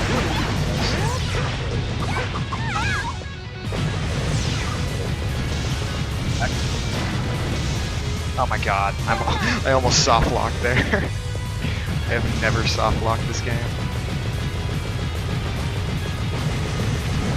Yeah, these shoes lead to some pretty humorous moments.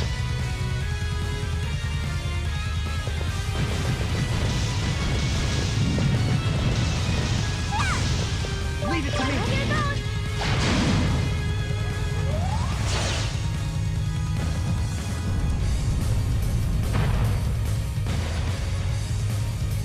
So these shoes, for whatever reason, even without a ramp, will allow us to run up these vertical walls.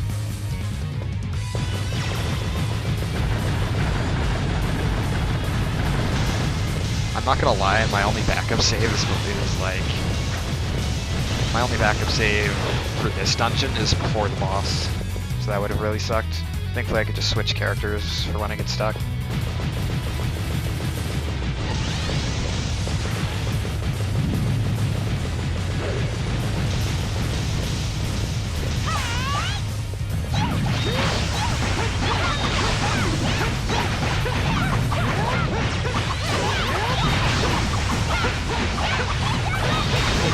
This sucks.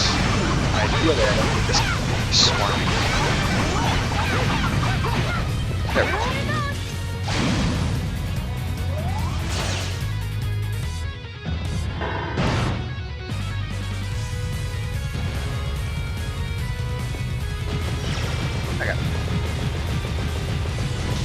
So the way to steering of this thing works is it's not the easiest to turn, but if you let go of X and immediately hold on to it again, you can shift direction really quickly.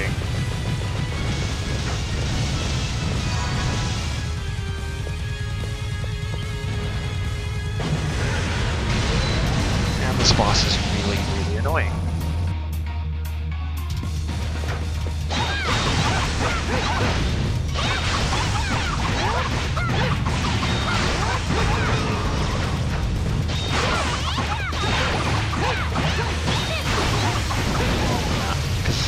If he gets me in that attack, which is hard to find,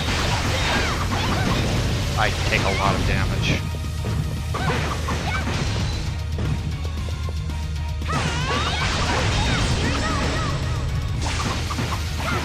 I want to time my flash guard and immediately do a finisher because it does a lot of damage. That's doing a lot of damage. We got the guard this time.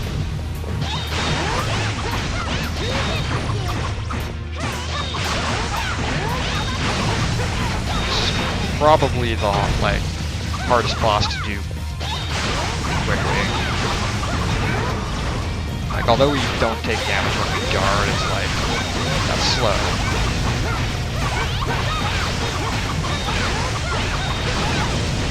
She's dead. Well, back to strat.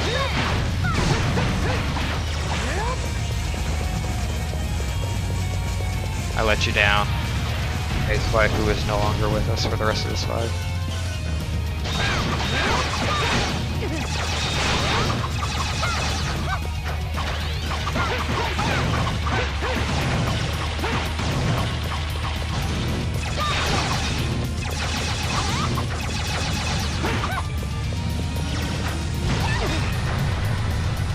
Take a slow method, which sucks.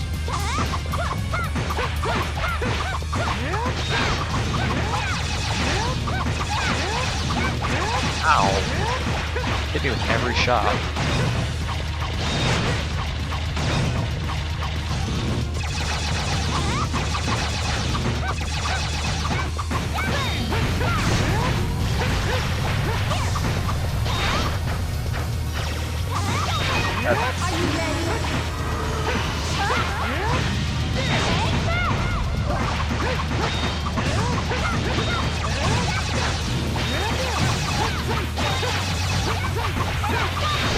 There we go. This fight was way tougher without Colonia.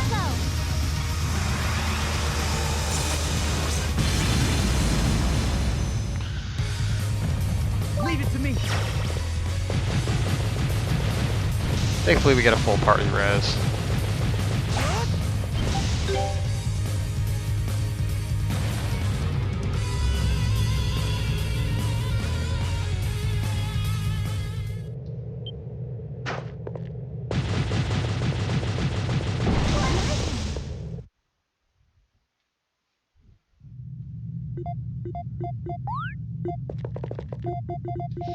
So we go to the top of the tower, but Ildeal is nowhere to be found. I like how it was dark just a second ago, and now it's like daytime outside. It's like, hey, how's everything? Blah, dark malevolent power. I want the and yes for the mask, but it turns out we don't have it, and he just collapses from the dark power.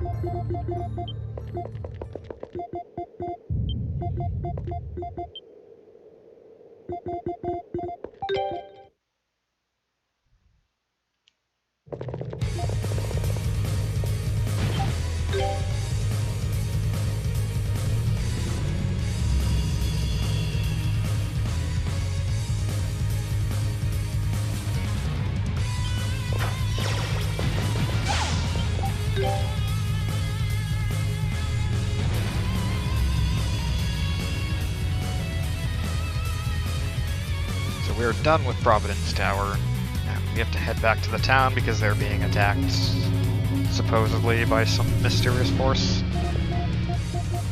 Sounds all too familiar.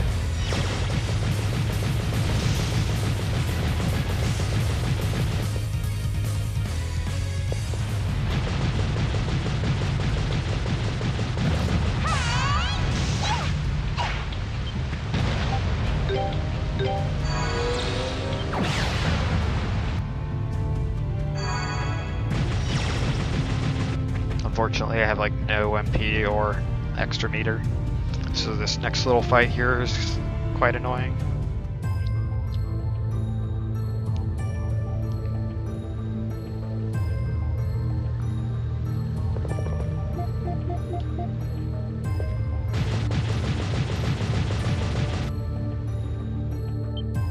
And these masked warriors show up. Basically, the mask actually increases their power. She sure loves taking a beat. What I want to do is get off of gravity spheres because it hits all the targets and kind of stun locks them a little bit. Oh my god, this is so bad right now.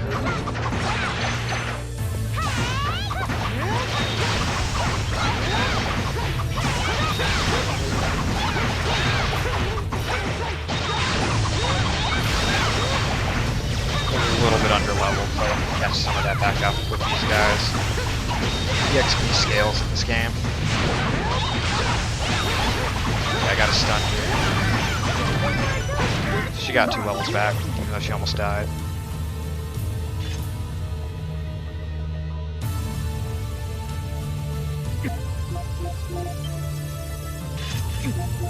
So, it turns out this guy is kind of an evil mastermind. This guy we randomly saw once, and would have normally seen one other time. And all these guys are in cahoots, as if it wasn't obvious enough.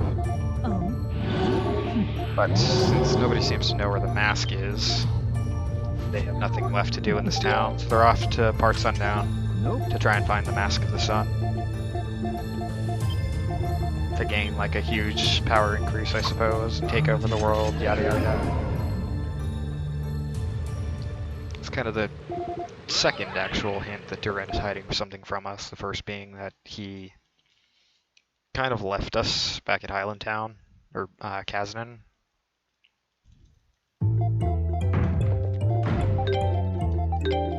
And the clouds have all disappeared from the Thunder Tower, so the whole region to the west has been, which had been safeguarded by the thunderstorms, is now free to go to.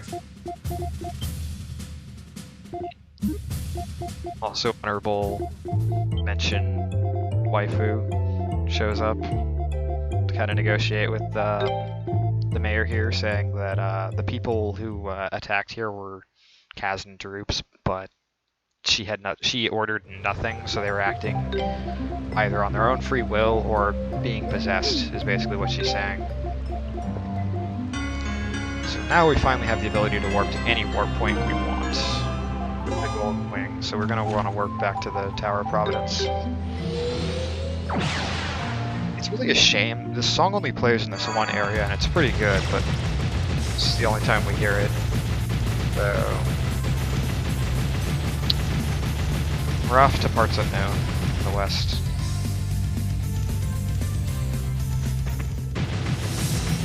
This place is a pretty generic name. Table Mountain.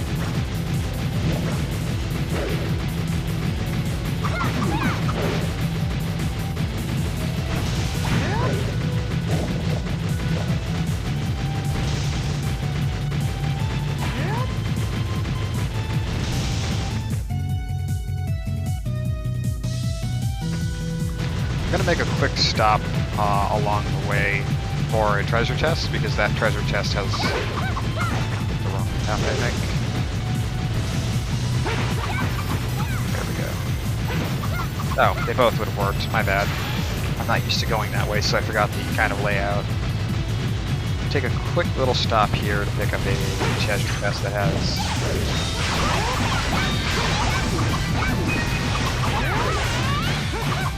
Say that. I have to deal with learning a skill, which I never use.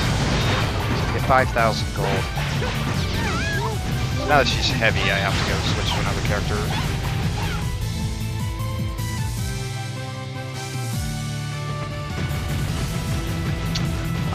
It's quite humorous, because anytime a party member gets too far behind you, they warp up to you, but since she can't keep up because the heavy status effect slows you down so much, it just keeps warping back to my side.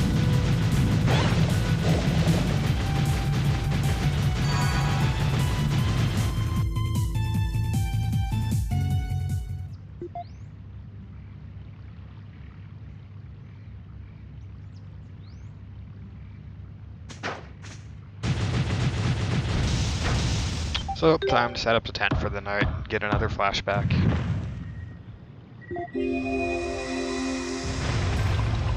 It basically just kind of tells why we lost our memories in the first place. We just wound up in town, barely even able to stand on our own feet after being attacked by the god.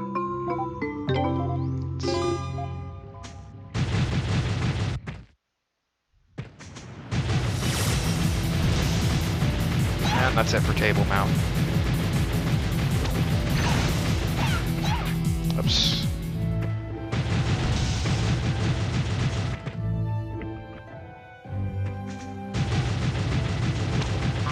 I think this music is all kind of nonchalant, and then I'm just sitting here running around way faster than any human being has any right to be sprinting.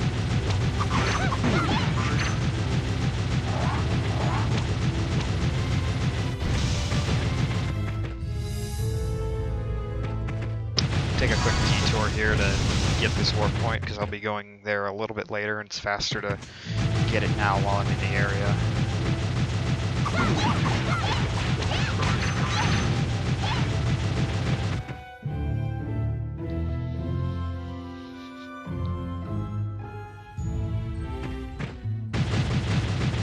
I really like this town. It kind of just looks like this little witch's den in the middle of the deep part of the earth and the woods.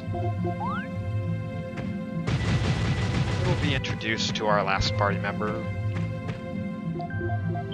This ice blue-haired woman by the name of Frida, who is my personal favorite character to use in this game because, as I've said a couple times, I have a soft spot for any character who wields weapons on a stick, and her weapon is a halberd, so that checks out.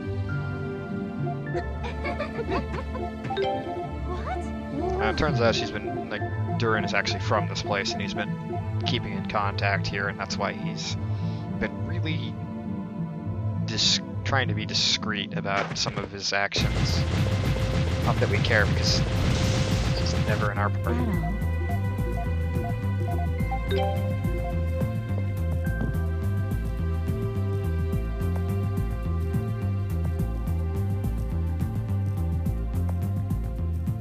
It's time to talk with the mayor about the mask. He has a really shady appearance, but he's actually not a bad guy.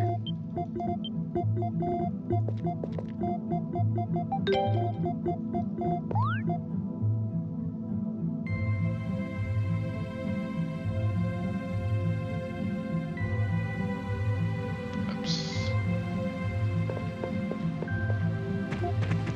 Turns out the Mask of the Sun was here all along. So now we can take it and keep it out of the evil clutches of Gruda and his cohorts. But that's not gonna happen because this chick has an ace up her sleeve, namely that she can summon a freaking Galba. So if you remember from East 3 or Felgana of the final boss by the name of Galbalin, there are characters in the series named Galbas that are just bosses. So she's basically trying to keep it out of anyone's hands. So obviously I want him out of my party.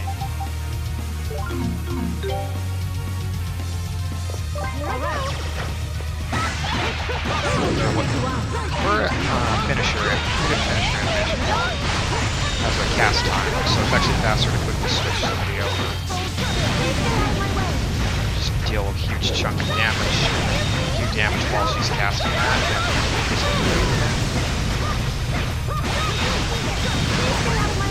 So that just makes this fight 10 times quicker.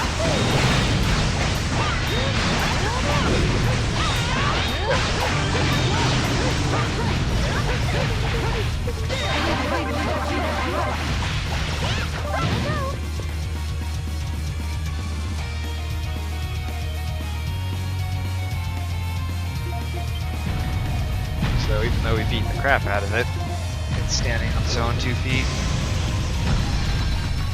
breaks the barrier and takes the mask. But right when she gets it, this guy comes in and steals the mask.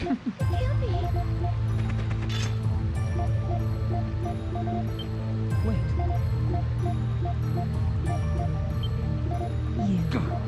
Turns out Garuda was actually from this village. I don't know, they try to make it set up a dramatic form, but it's fairly bare bones.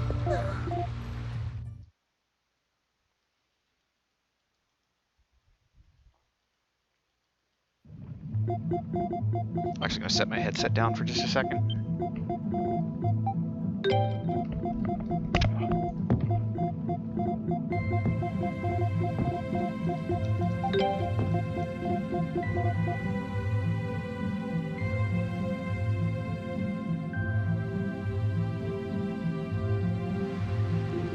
Hey.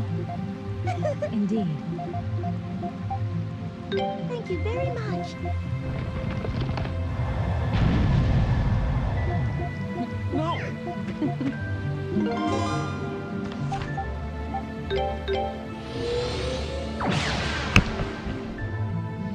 Sorry about that. See, I live in the great state of California, and it's really hot right now, so I had to quickly take off the sweatshirt I was wearing since this morning.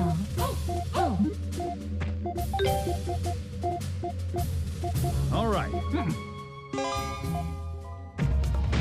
This is why we set up that warp point, so we can quickly progress through here.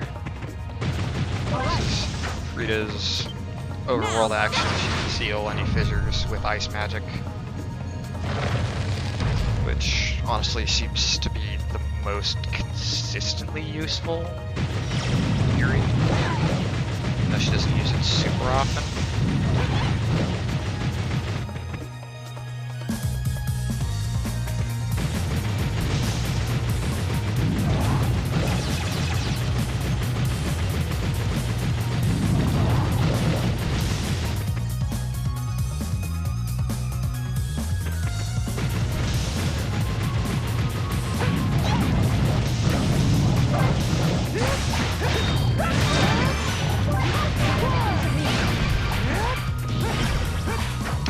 Button. I pressed the jump button, or dash button.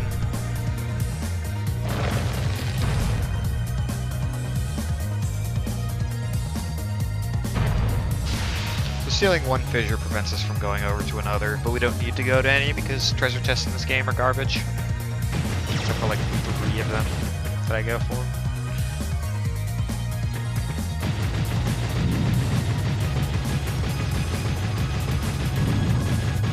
Quite a few obstacles throughout this area that I will need another accessory to get past.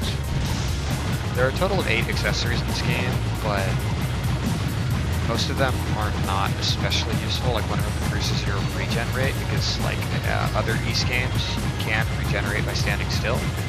However, standing still is not what you want to do for a speedrun.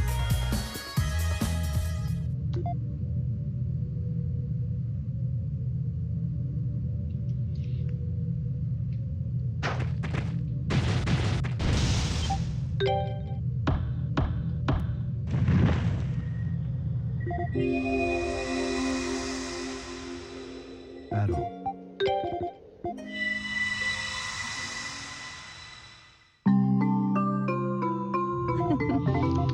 So the reason we head here is because we're going to have to at some point, and it's just generally faster to go to set up warp points. We're closest to them than to just like go all the way around. The swamp has this unfortunate effect of slowing my momentum down when I'm sprinting, so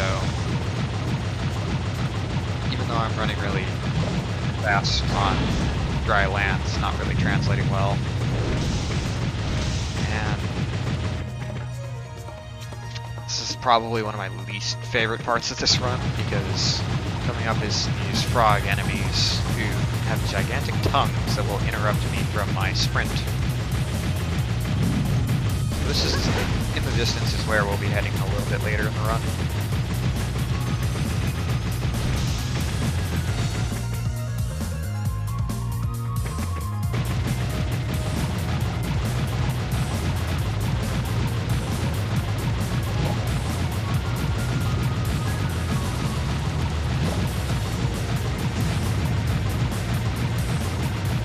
first, the frog's den. Yeah, these guys are jerks. Whenever I'm near one, I will actually switch over to dodge rolling, so they don't knock me out of my animation.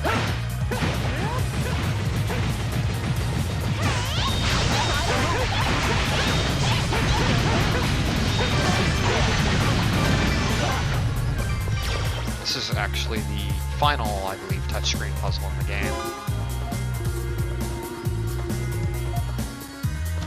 So drag these three. I just need to get the right weight down. There we go.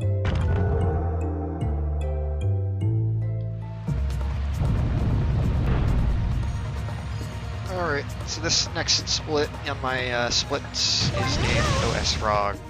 So can we see some OS frogs with the giant frogs? Leave everything to Leave it to me. I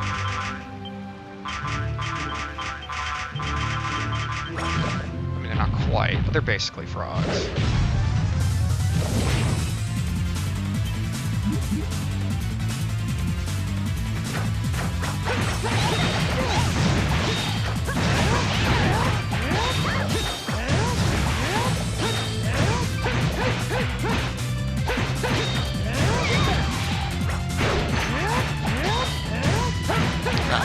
You got me. Leave everything to me.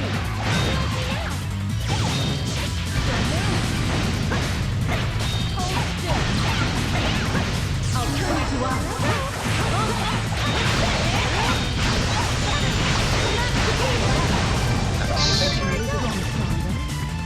Leave everything to me. Leave it to me. I'm disappointed. No frogs. Nobody loves frogs. Okay, thank you.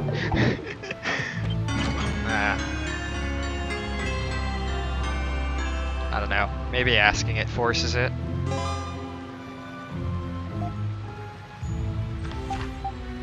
So now that we have the Beast King's claws, we can progress through the forest of spores over here. Be the one, like, occasion. Oops, where we will be switching out the Gale shoes for quite a while.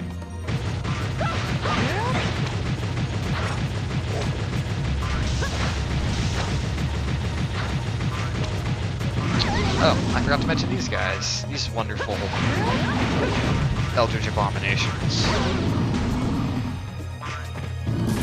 that like to curse me and scream at me for running. I like to think of them as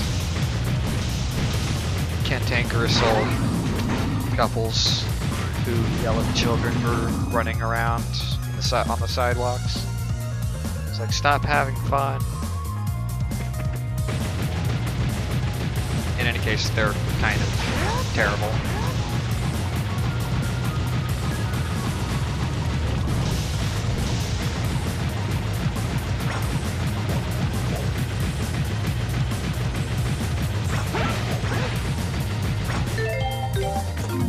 Call it a minute. The wise know when to withdraw. Leave everything to me. Put Gale shoes again.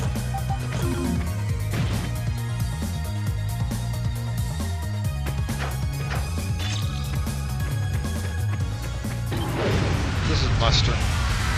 He has a quick kill if I'm able to finish him, or if I'm able to get off the finisher at a precise point in time.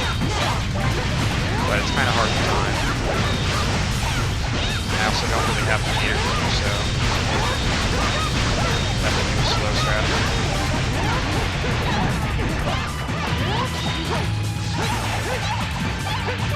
Also, trying to generate a meter on this guy is super annoying. My allies will tend to gravitate towards the things on the side, which help him regenerate. So they won't actually be helping too much this fight.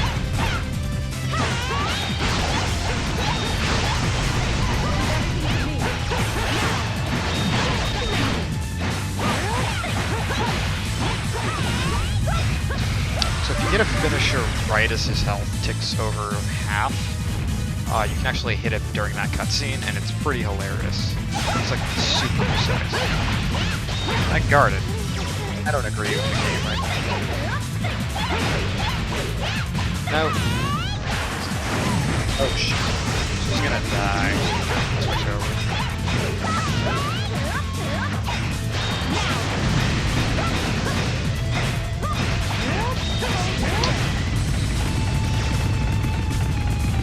That's the other reason I really hate this boss, is he just runs around and wastes time. That all you got? Now!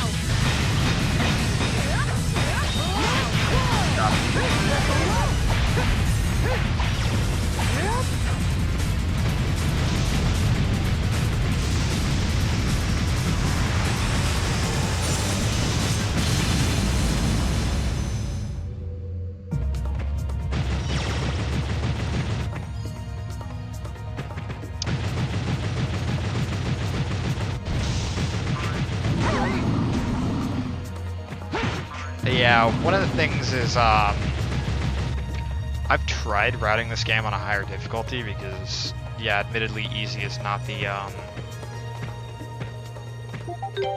favorable difficulty, but the amount of extra time that even one difficulty jump in this game would add on is pretty significant.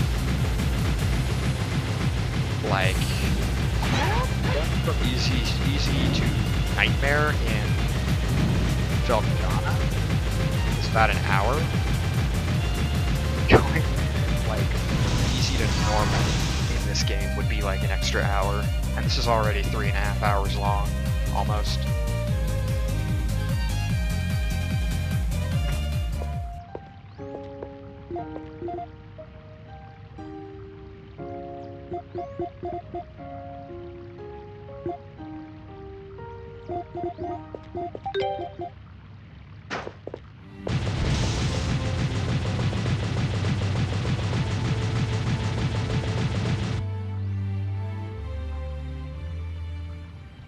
These guys are up to no good, but they just fail to do one simple thing, which is to turn left.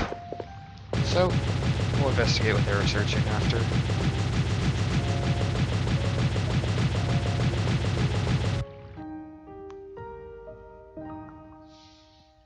So, at the center of this kind of ruined city-looking place is this giant ruins, which we cannot open because we do not possess the Mask of the Sun, because concealed within is a deep dark power.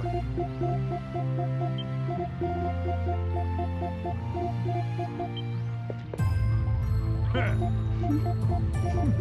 we're just kind of destroyed.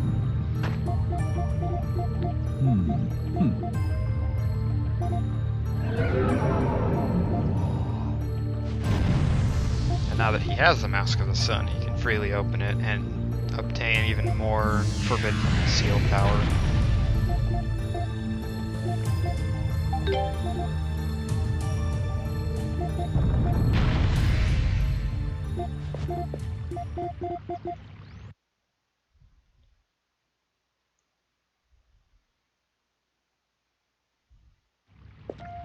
So what to do, what to do? Well, we better start looking.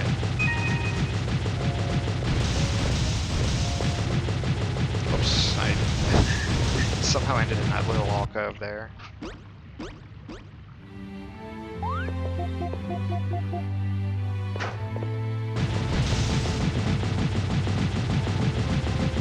see a little creature here. It's an adorable little hopping thing. Gee, I wonder where we've seen those before.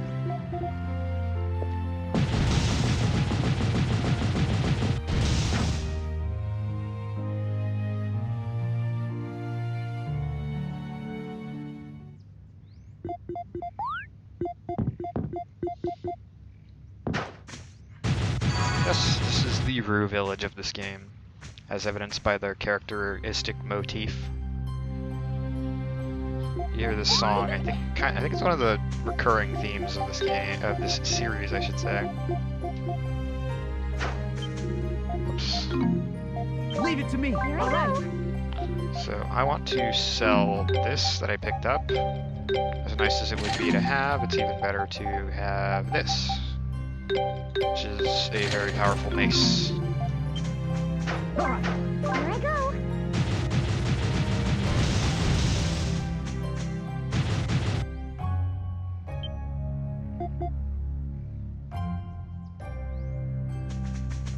This is the fattest Rue ever, and I can speak English.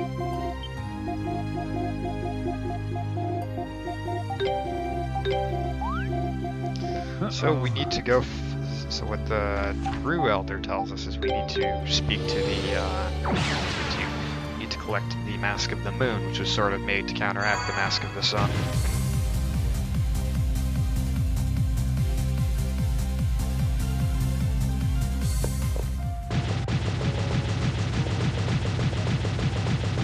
I've actually timed it. It's faster to teleport there than it is to teleport to the center of the Rue village by about like 1 second.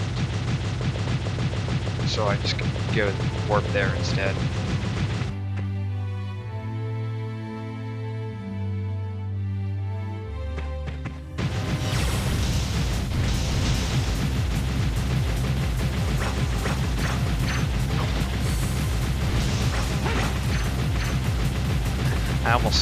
I almost forgot that I was supposed to go up here. Sometimes there's like several paths in this game where if you go north, it's just a dead end.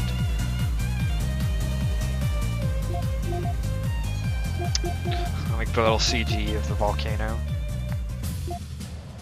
So our first area is the Snowy Mountains. Hey, there. Oh boy.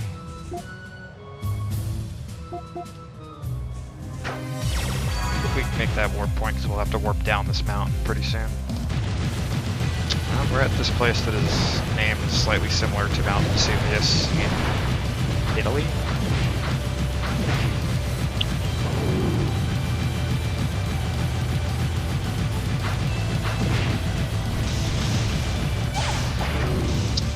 It has my second favorite dungeon theme in the game. Oops, I want to actually have this party for this section. Let's go. So I'll need to use these two.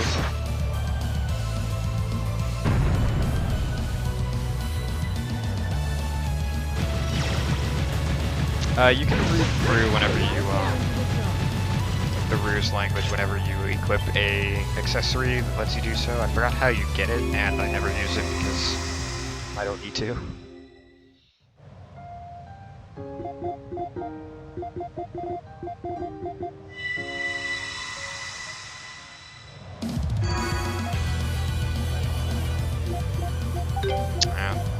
We're encountering our first example of the red flashbacks, which don't flash us back to our own memories. They'll either be like sort of a, this happened somewhere else, or this happened a long time ago. They're sort of like, somebody else's sealed memories. This guy's a jerk.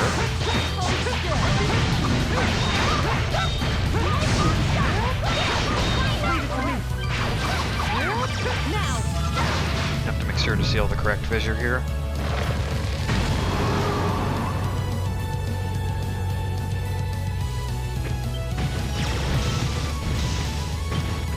There we go. This is one of the reasons I like this mountain. We're sprinting on air. Whee!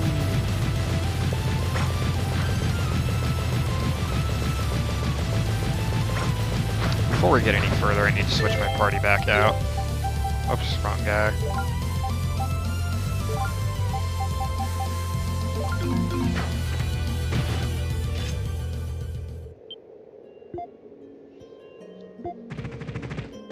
Hey,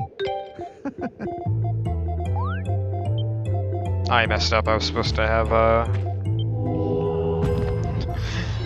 was supposed to remove Karna. got me there. Oh, Remnos. Yet another mob we're gonna have to fight. Thankfully, Colonia is much stronger because of the enhanced mace I bought.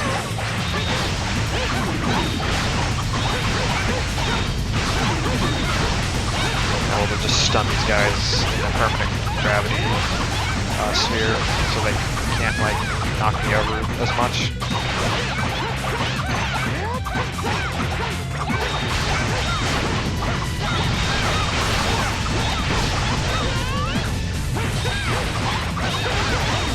There's a lot of skills getting learned. It's kind of a consequence of how little we level up. Also, I didn't realize I was at 8 health. Wow, that would have been terrible if I had died.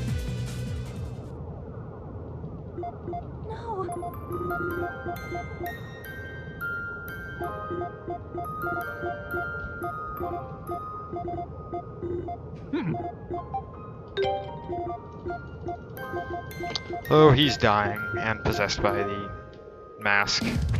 Not really, but this game needs a little bit of drama. So here are the snowball throwing yetis. I have to actually be cautious and make sure I don't end up getting caught by their snowballs. Otherwise it just stuns me and wastes time. And it can't happen even though I'm sprinting at top speed. Leave it to me. Let's go.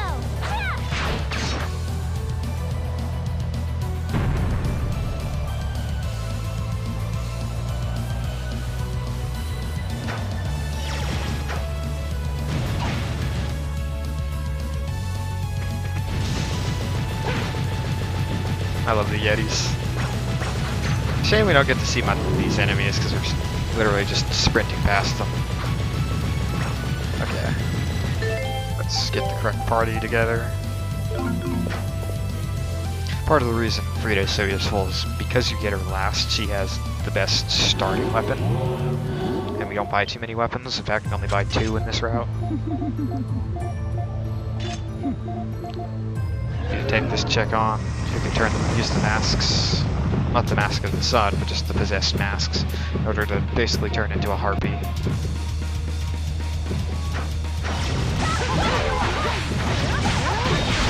I have Thunder Sphere yet? Yes I do. I should be using that.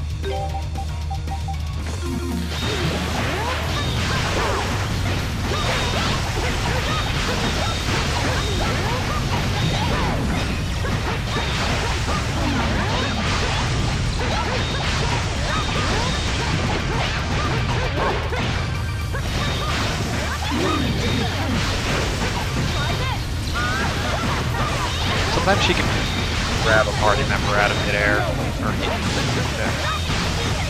So now I need to basically stun Raider to death.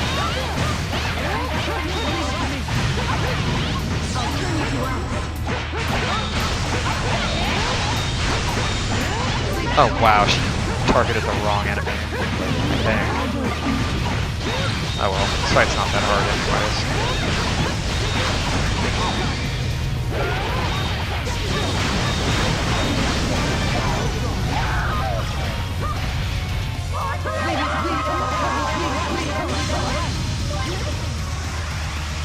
Sweet threats, wait closer to the treasure chest.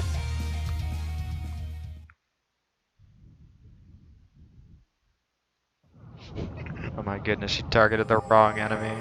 That's terrible. It's so unfortunate when that happens. I should just use that quicker in that fight.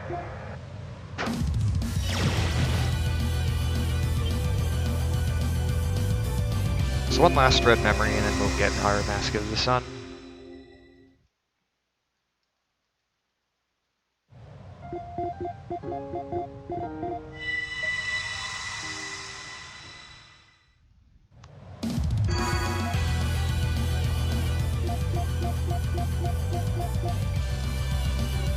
Hey, I thought we agreed that we would limit the puns here. Okay, so this is a less masked fragment. We have to go get the second one. Because, you know, we need an extra dungeon to pad this game. No, I'm just kidding. I love this game. This game's great.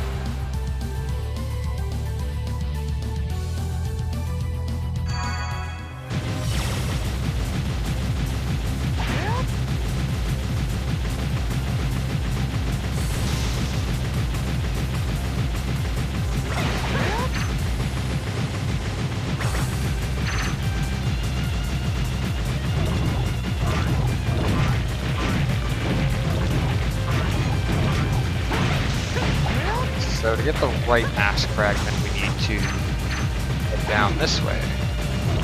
And for this, I will actually be switching Ozma into the party for the first time in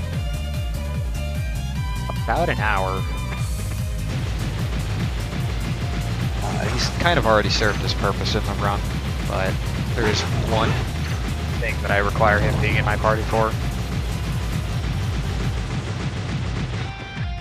As soon as we do that, he will basically be retired.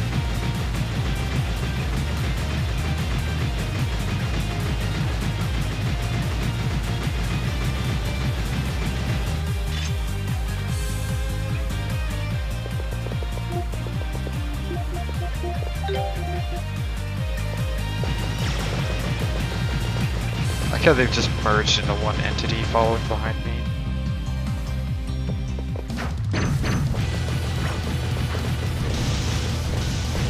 This is the Lake Tolma's ruins. They're kind of not that great of a dungeon, to be honest, but it's okay. Not sure why I was taking that pathway.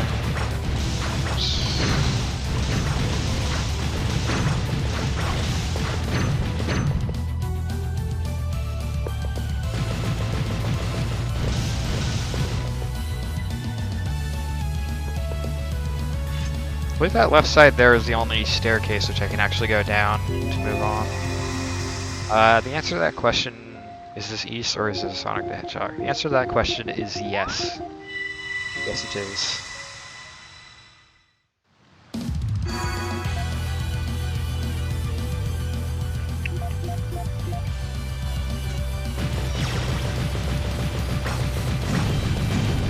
I'm completely fine with them adding an extra dungeon to this game. It's more sprinting. Ninja runs, because Colonia runs like just a ninja run.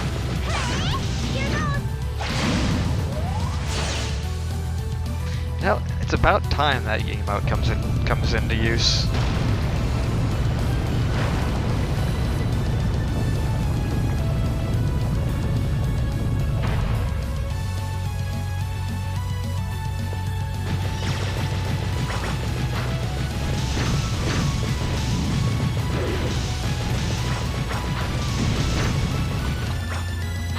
Leave it to me. Understood.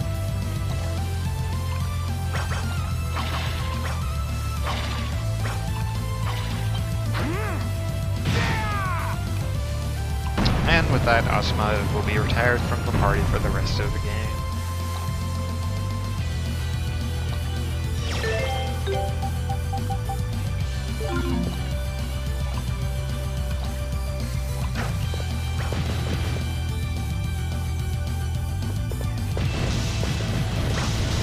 One thing I have to be careful is sometimes enemies can just corner me in this river, which has happened to me a couple times. I need to make sure that I don't get stuck in the river. Also, stun locked because of enemies.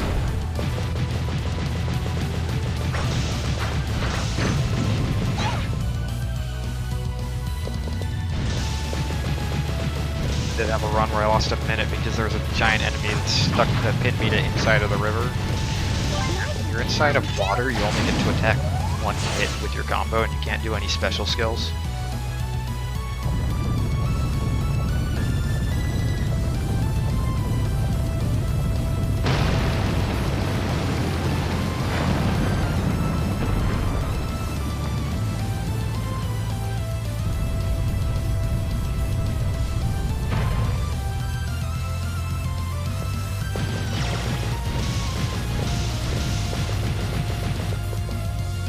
Coming up on the last part of this dungeon.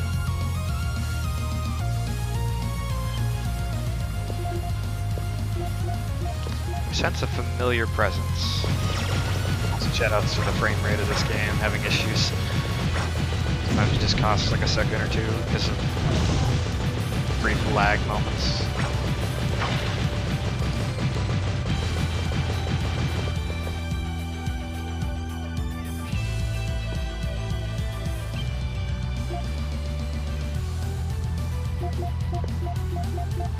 Hey, it's the Spartas. How cute.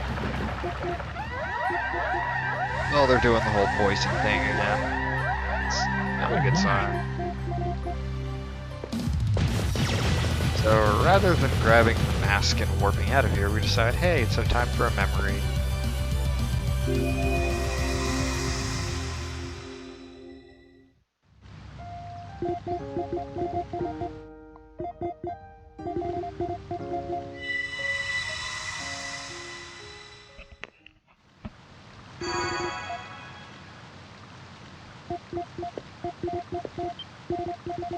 Instead of grabbing it, well, we're gonna have to fight this guy. I don't think makes too much sense, but hey, more boss fights. And holy crap, he got ugly.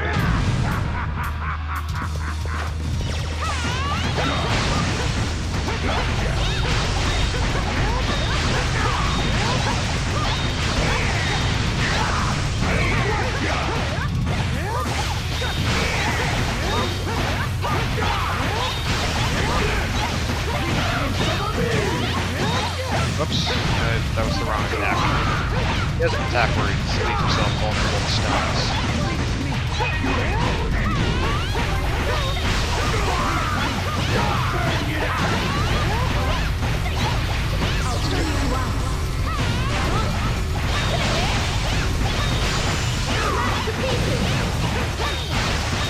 That was a good time to use that.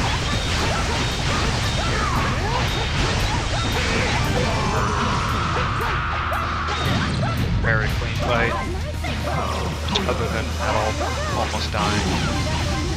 Leave it to me. All right.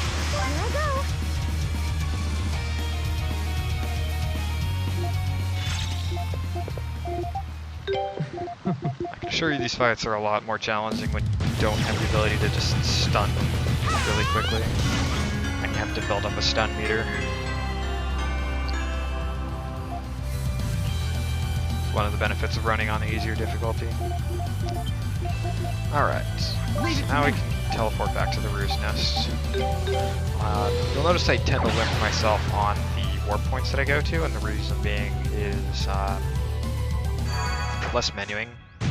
Whenever I have to teleport, I use the directional pad. Oh yeah, shoutouts to the guy who can play through the fire and flames on a loot.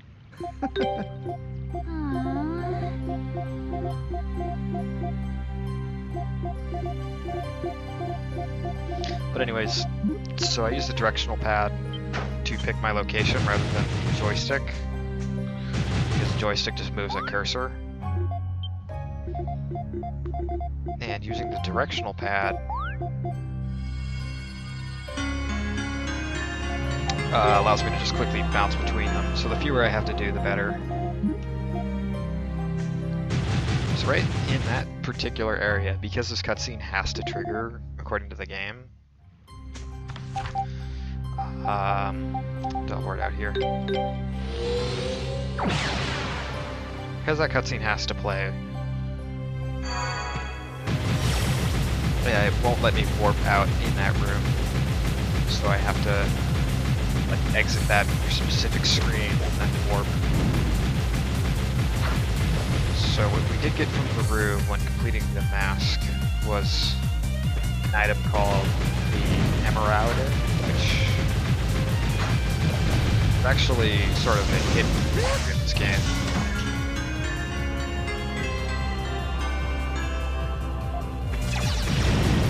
And that allows me to, it's required, but I say hidden as in there's nothing in the menu that says we have it. More like a key item, I guess.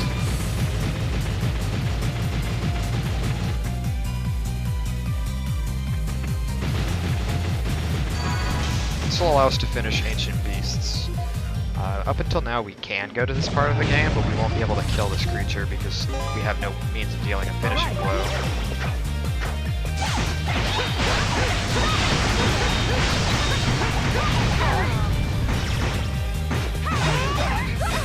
This is not all like main reason for being in our party for endgame, along with the ultimate final boss.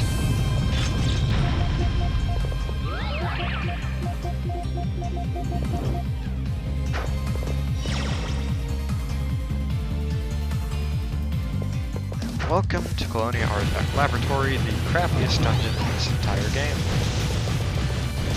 Like, oh boy, I hate this dungeon. I was talking earlier a bit about escort quests. Well, this entire dungeon is one large escort. We don't have to worry too much about our escort in particular being killed. I actually don't think she can die on the easy difficulty because she occasionally will heal herself. However, it slows things down because she doesn't follow our sprinting speed. So I will have to sprint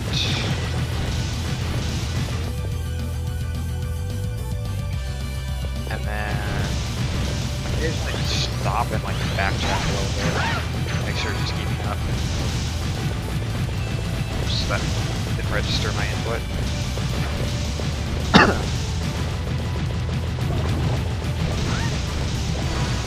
As long as she's at least decently close to me, I can just kind of sprint. Otherwise, she'll just stand still.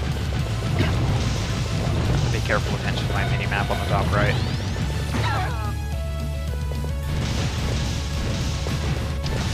Anyway, so we're escorting her to her familiar, I'll just call him Sol Galba, who's kind of lost his mind.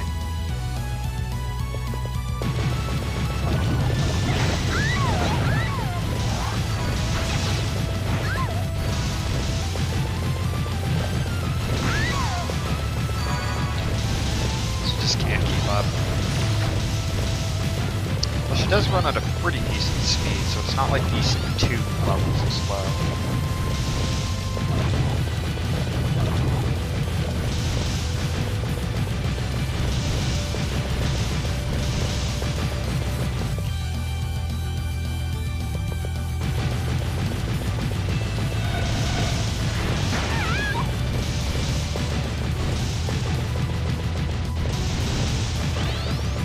Make sure I made the southeast turn correctly. So I am going to the right spot.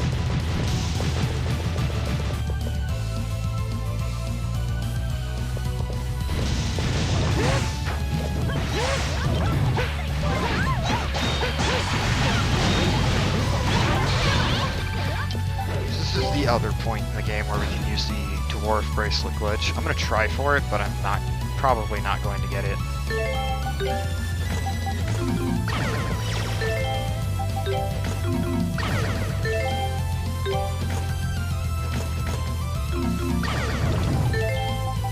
There we go.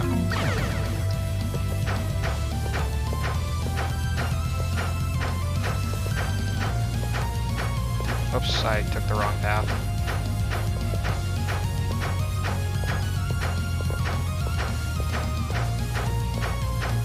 So what that does is it lets me be large in this section.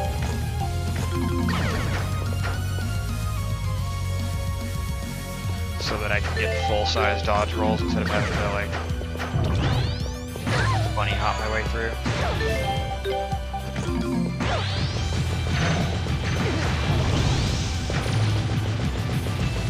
Oh, I guess you got separated. It happens. You are so kind.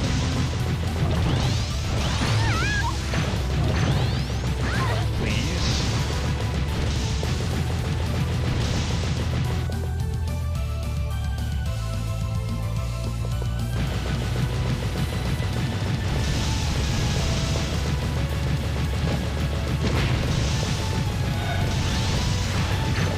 We're almost done with this area. Pretty good time.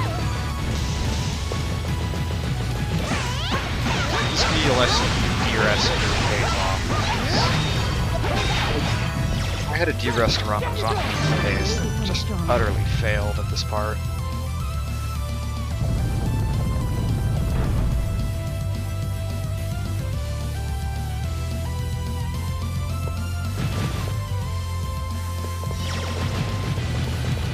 I'll have to stop and start once for this room. Oh, darn. 2 times. Once for the next room.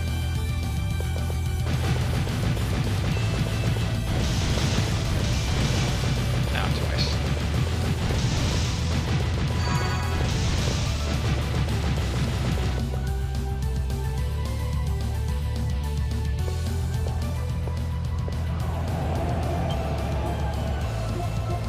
Alright, it's time for a rematch. This is an example of a part that actually would generally be better to use Carnivore if I did, because she hits more targets. But since I don't use that route, I may switch to that at some point just to test it. I didn't really have time to, but I finished watching World Record. It was on Eco Video. By that time, it was like already fairly close to the marathon. So the record is fairly used on Eco, which is usually just a stream service to watch.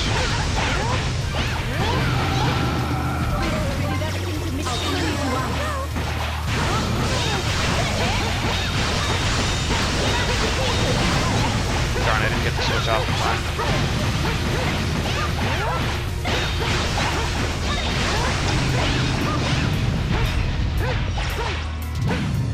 I also can't hit his dangling foot in midair. It looks like it should be.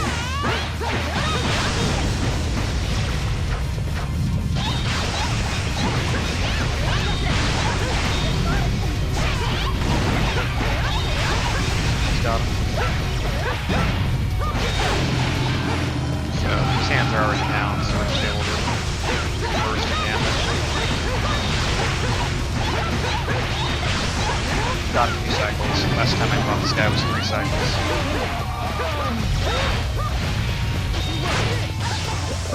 Leave everything to me.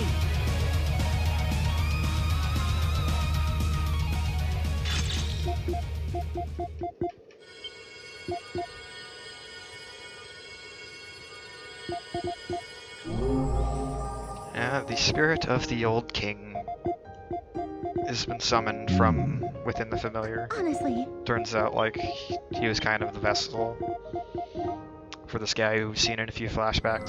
So he repairs the Mask of the Moon, take on the final dungeon of the game.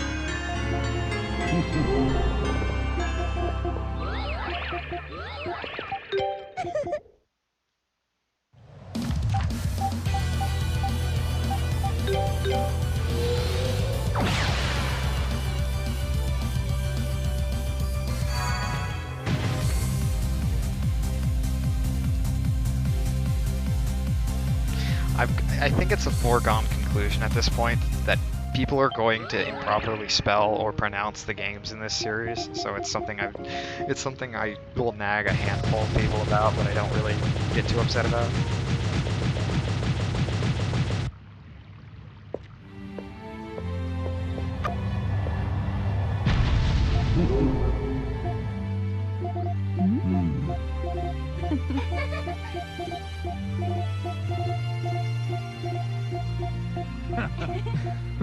Alright, final dungeon time.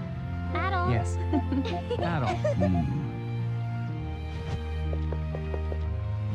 Oh, that's for you.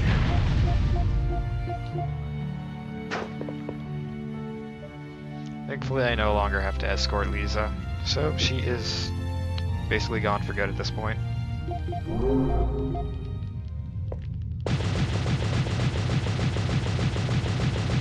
Follows me, but the game doesn't say, hey, you lost track of her, you need to go back and get her.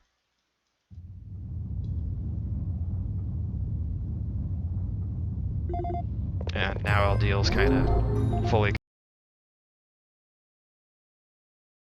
consumed by the darkness. So it's time for pretty cool, if random boss fight. I think this would happen much later.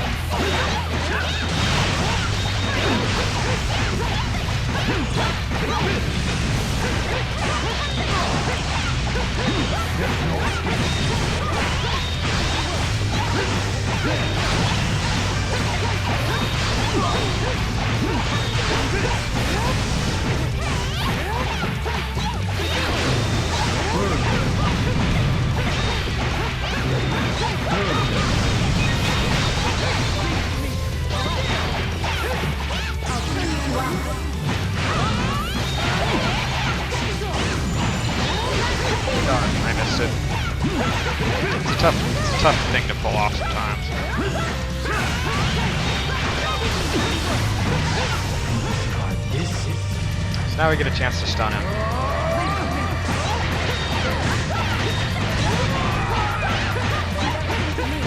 Fortunately, he doesn't have a very long stun duration. It's normally a good time to get off the finisher, but I wanted to even get that far. Alright, let's finish him.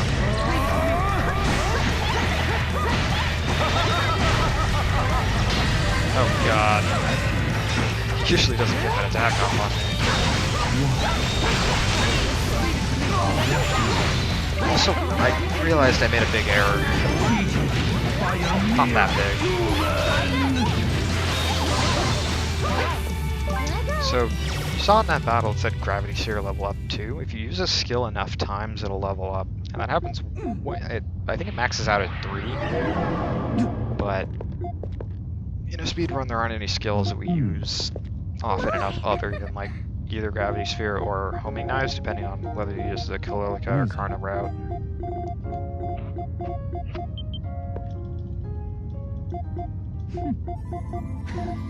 Now this miserable pile of human waste decides to take the mask for himself and gain ultimate power.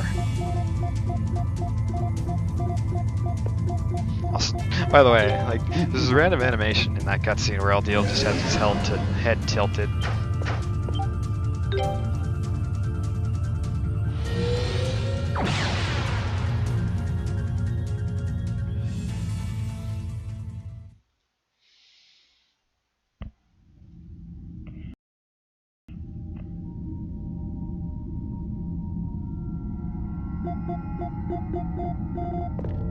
So I made a little mistake and forgot to equip the Sage's Diadem. So I'm going to do that right now. It increases EXP gain by I think 10%, which allows me to get like an extra level or so. Anyways, there are 3 chambers or regions in this dungeon, which is like the world of knowledge called Iris. The bronze region, the gold region, and the silver region. Naturally gold is best, so we go for gold first.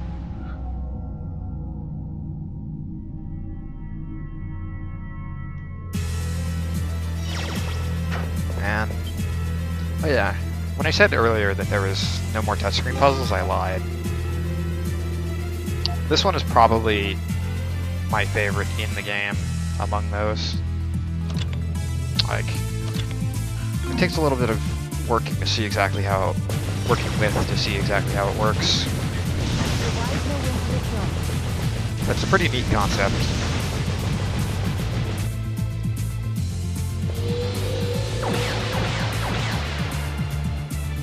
And the reason we head to this one first is because we get a really good weapon here to start with.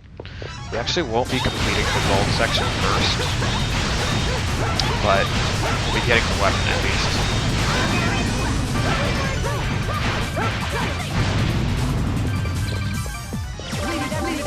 Leave everything to me. Leave everything to me.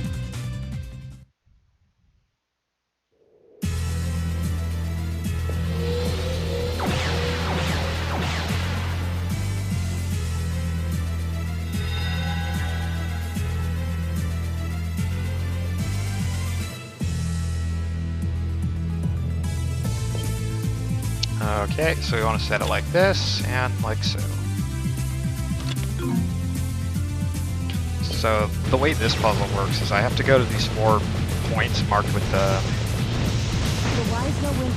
blue marks on the touchscreen puzzle. And once I've cleared all 4, I can go to the end and fight the boss there. Clear through the gold section.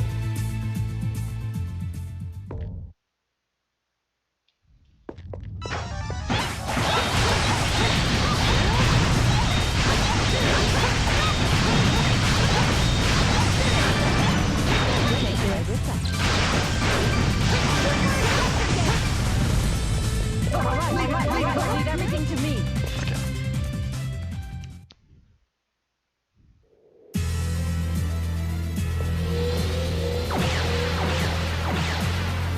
So one last thing is we have to move the puzzle just a little bit more before we warp back to the center.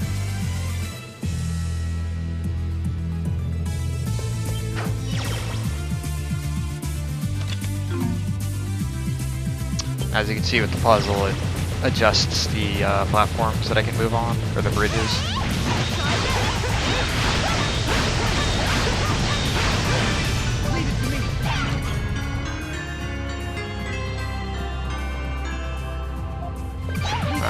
But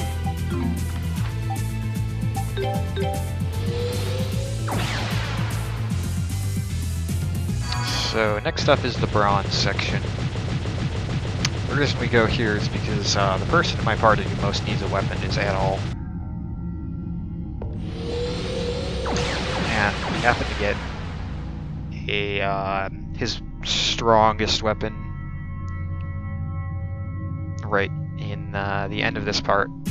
Since we don't need to actually fight anything here, it's faster to get both weapons first and then just equip them both in a single menu.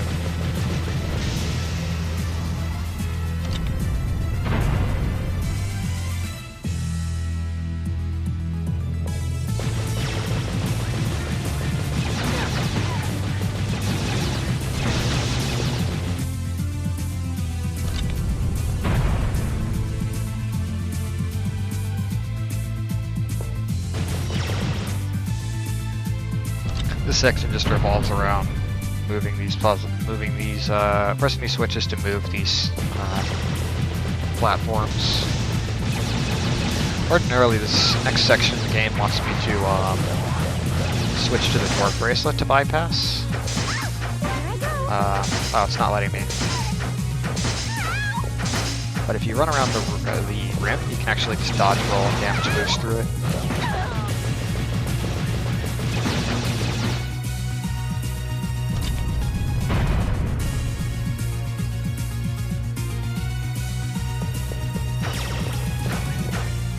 On these short sections, it's actually faster to dodge roll than it is to sprint, because dodge roll has immediate gain, whereas sprinting takes a little bit of time to accelerate. Which is why I totally just did it there.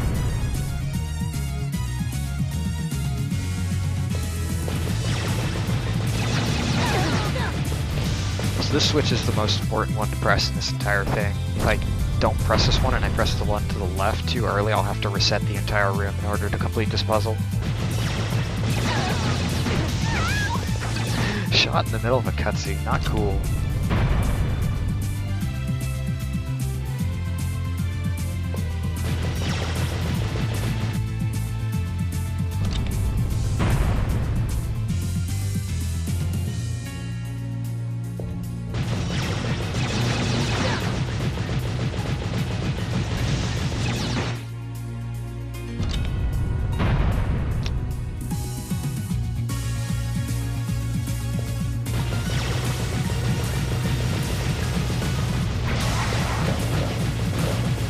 So one theory I actually had was whether or not there was a means to skip past the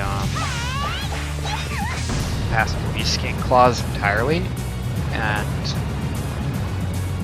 if there's any way to clip past or use sequence breaks in this game, you still wouldn't be able to skip Beast King's clause because we have to use them to break these jars of water.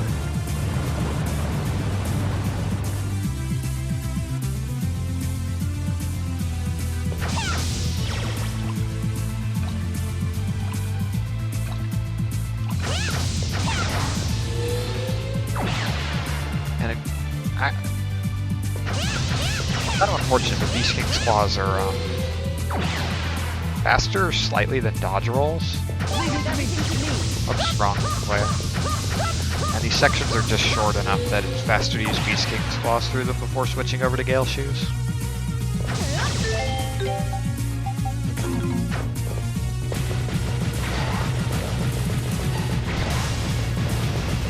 It's unfortunate to me that the Beast King's claws come after Gale Shoes because those just outdo it in terms of momentum. But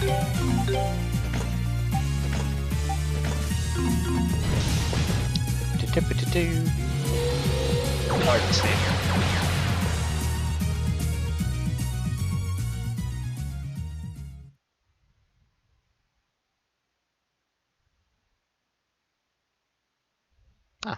I'm not used to seeing a loading screen there. I wonder if my load times are just varying right now. This guy here is probably the most annoying of the three guardians of this area. The one who most benefits from being in the party.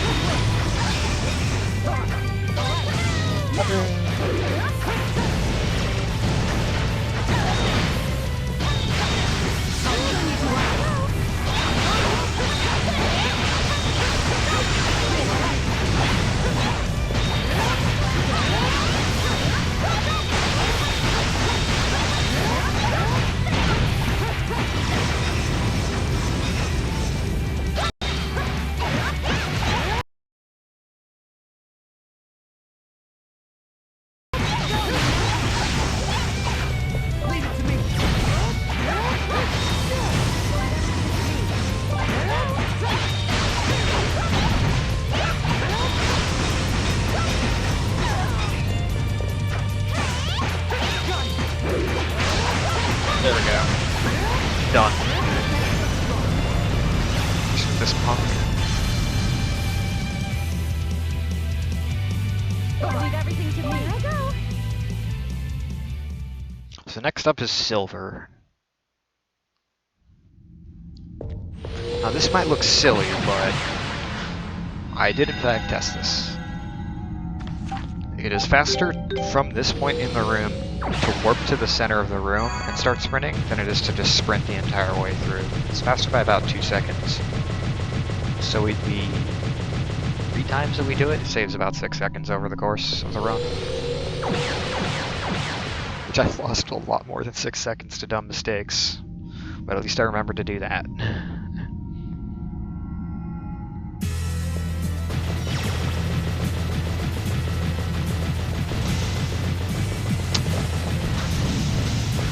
The puzzle here revolves around using these crests of elemental magic, which are wind, water, fire, well, specifically sun.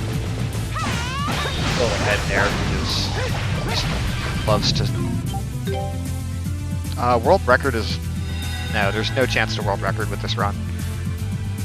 That guy stunned me, or those guys can stun me, or because they're in combat with me, prevent me from using the wind crest. World record for this category is 2:59:23 by a Japanese runner on Nico by the name of Tatata.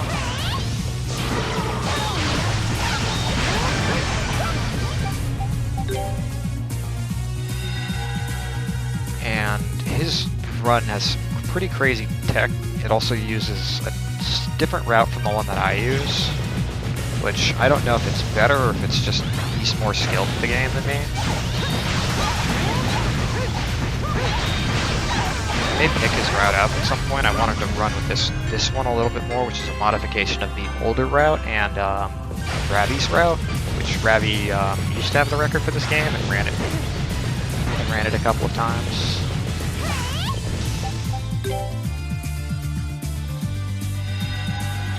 Probably should have talked more about the history of this run. This is actually a very new speed game. PSTV didn't support this game until last year. And because Vita capture cards are kind of prohibitively expensive, not many people even own this game in the West, let alone run it.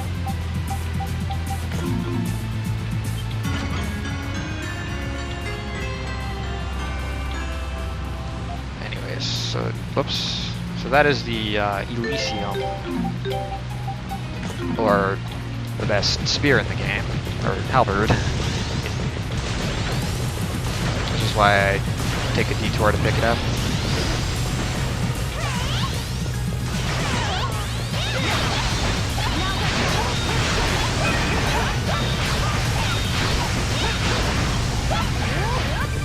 Oops, accident. I meant to use the wind crest because I have to use the wind crest here. Cost about 7 seconds to miss press here. And there goes all the time that I'll make up by doing the correct thing by teleporting instead of running to the center. So I actually only have to kill this one here.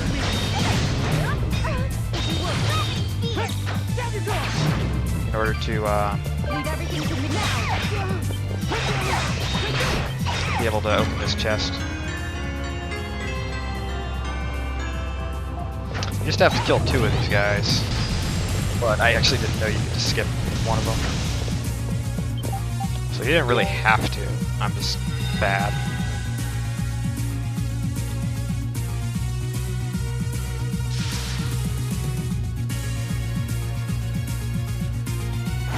So the sun crest works by melting ice and draining any water.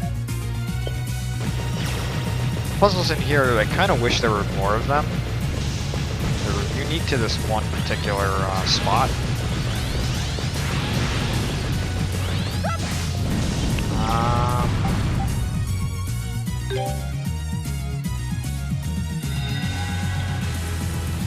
Yeah, watercress. This is the one that kind of requires a little bit of thinking and experimentation. I need to raise the water level there. There's a platform I can lower down here to go switch the rain quest with the sun crest. And now I have this lift down here, so I don't need the water level to be raised anymore.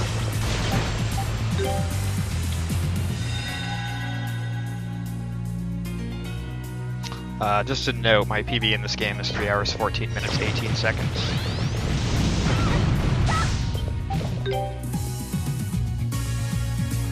I don't actually know my pace because I don't have my splits open, but it looks like we'll be coming under estimate, which is good.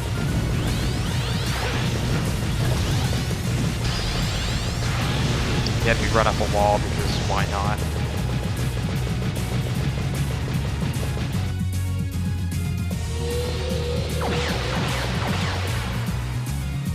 Thankfully the last 2 guardians of this area aren't too bad.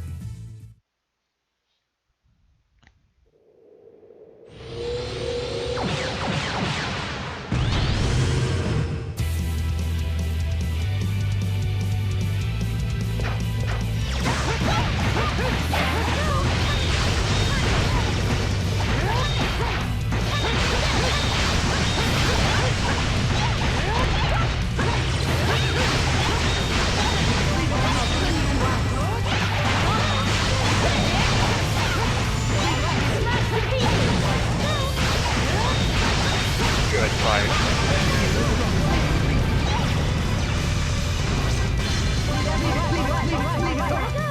Leave it, leave it, leave it.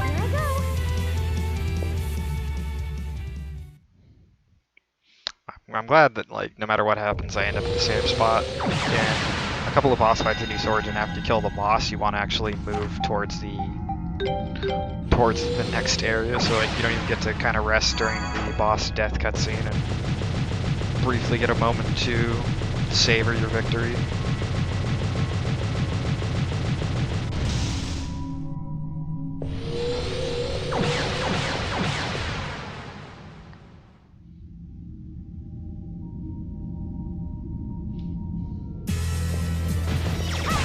No, Corona, you probably think you're trolling me, but all you're doing is making me want to do this.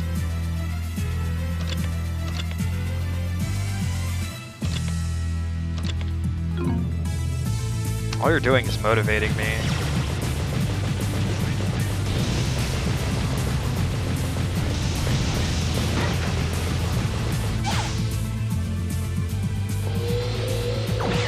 Now we're gonna finish up gold.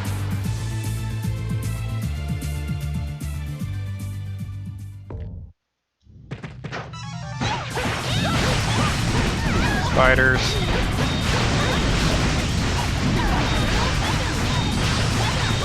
Not gonna lie, I'd be pretty terrified of these spiders. I'm looking arachnophobic, but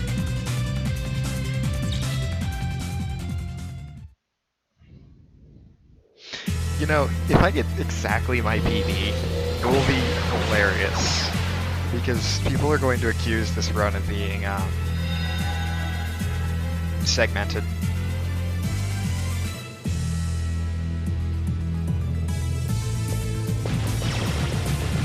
Ah, shoot.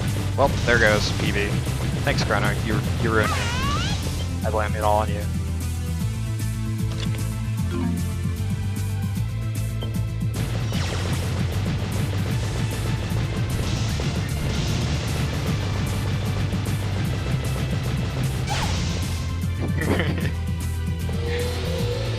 There is a Twitch user by that name, and it was like my favorite Twitch username.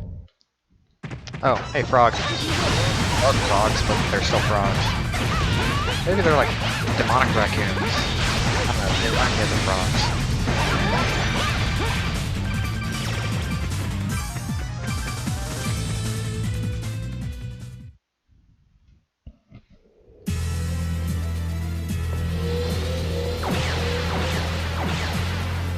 This is probably not going to PB, but this will come under the 320 estimate unless something terrible happens.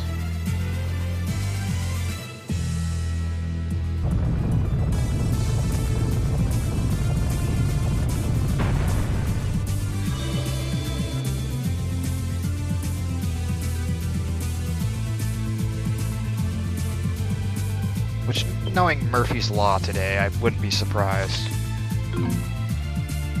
Just disappointed.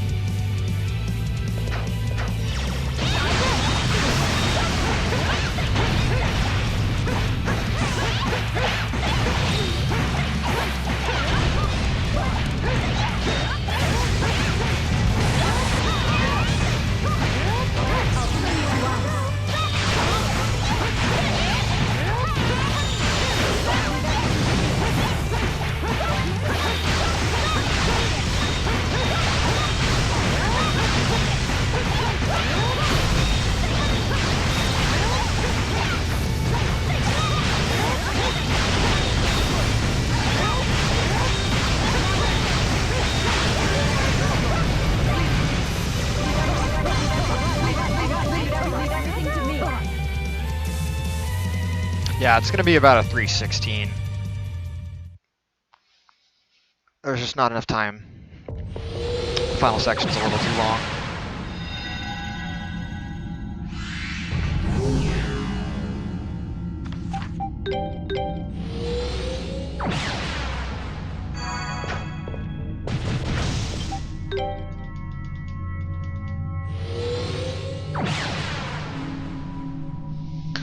So, I could opt to grab safety armor, but might as well do something risky.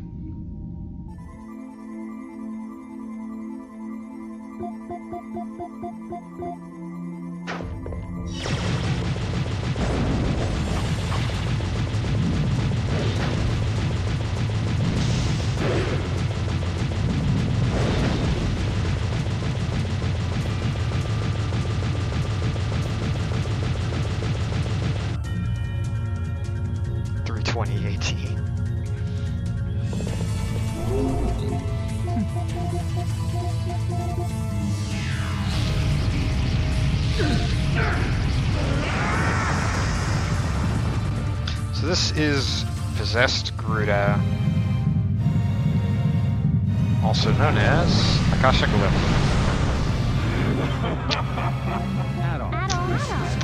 I bet he enjoys hearing his name.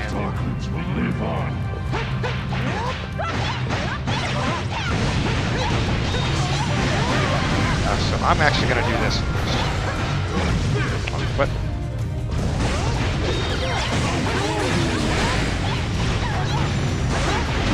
Rats. I'm kind of forgetting where my party's position is.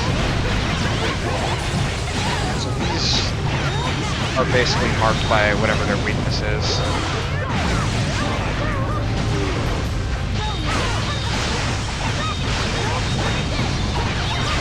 Because we don't have a party member with Pierce in this section. I just kind of use my boost here. Maximum skill.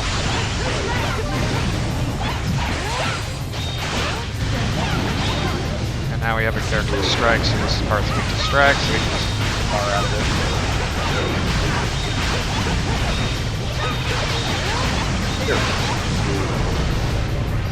Prove you have the right to exist. This is probably the most comical example of stuff that happens on the easy difficulty.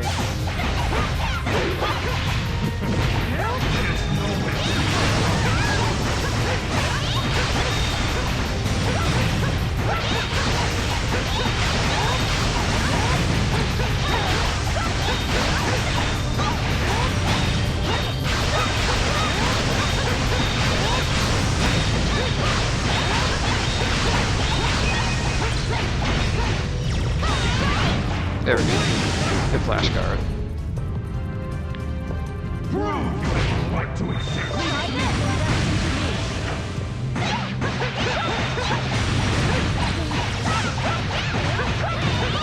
Darn, I'm trying to get a flash guard here.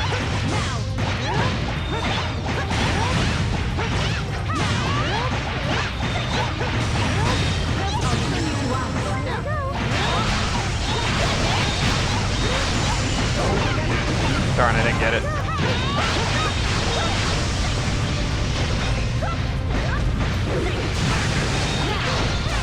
have to kill these pillars before they give me too much trouble.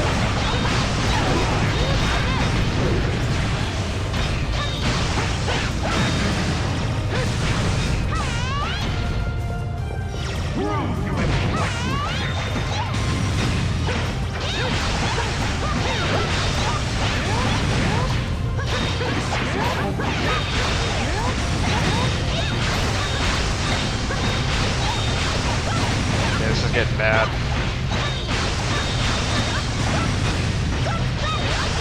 Ah, darn. So I can actually do this in 3 cycles, but it's pretty tough. So this is not the final boss. Beating him does not time. I need to clarify that very quickly. Okay, I need to use this now.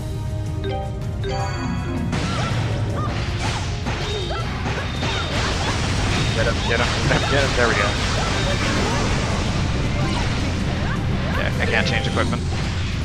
Actually, it wouldn't matter. So everyone is basically super low, but like I said, AI control party members can't die.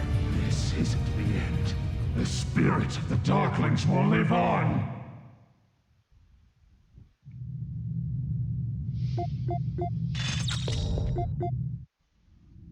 I was worried my game froze there for a second, but then I heard the audio.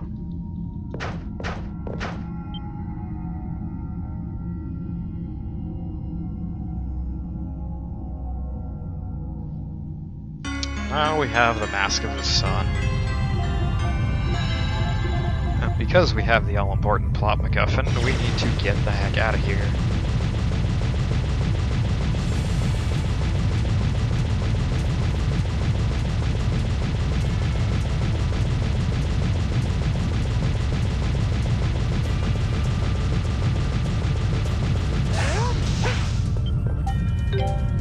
And the game does not let us warp, which is kind of silly.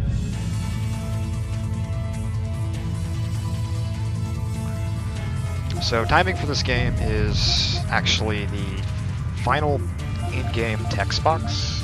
So after that, the game just kind of goes into this epilogue-ish deal, I guess. It's like this is the conclusion of this story kind of deal.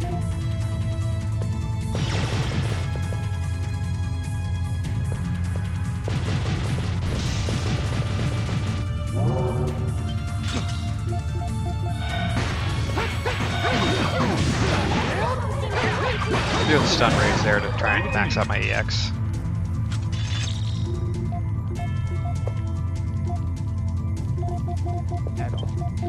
So everyone decides to leave us behind because RPG tropes.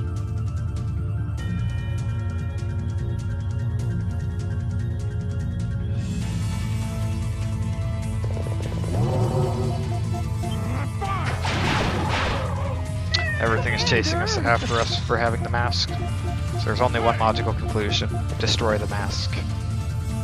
Now, how do you do this, you might say? Well,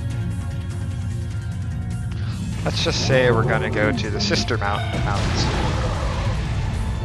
which I will call Mount Doom for simplicity's sake, because we have to go and throw it into the volcano. So we are literally Lord of the Rings, except Lord of the Masks. But whatever. I keep forgetting that that's just that little window there is deceptive, and you can't actually get through that.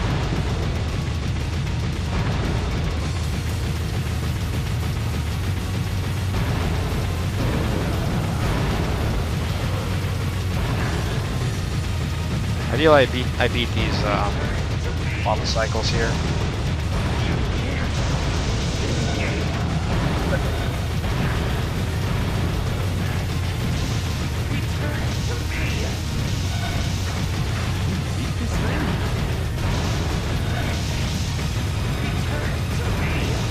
There we go.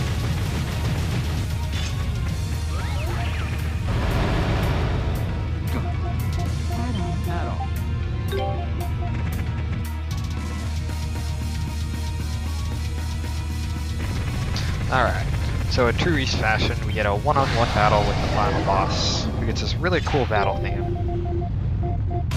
And sadly, this fight is over very quickly.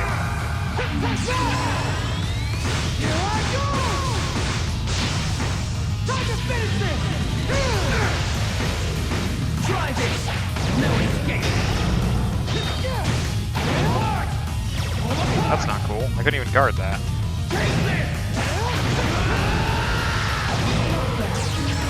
Still nothing in the face of a god! This is so amusing to me, because that attack does a lot. If you ever get caught in it, you can just guard your way through it. Pathetic. What are you doing? What are you doing? Try this! No escape! Try this! No escape! Got him. Just for style points. This isn't happening. I can't be defeated. Alright, so time is coming up. And then we'll be switching over to East Origin to close out the speed run, so I shall be commentating for that, and that'll be an exciting run, so be sure to stick around.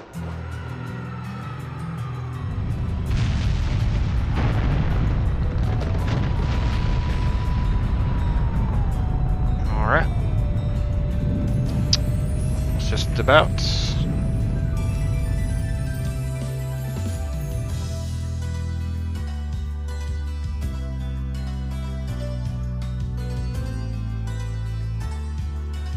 Get one final cutscene and just about. So the text is adventurer, which is a pretty fitting way to end the run. Like the second you see like, what title shall I bestow upon you? How about adventurer? Done. Time. Let's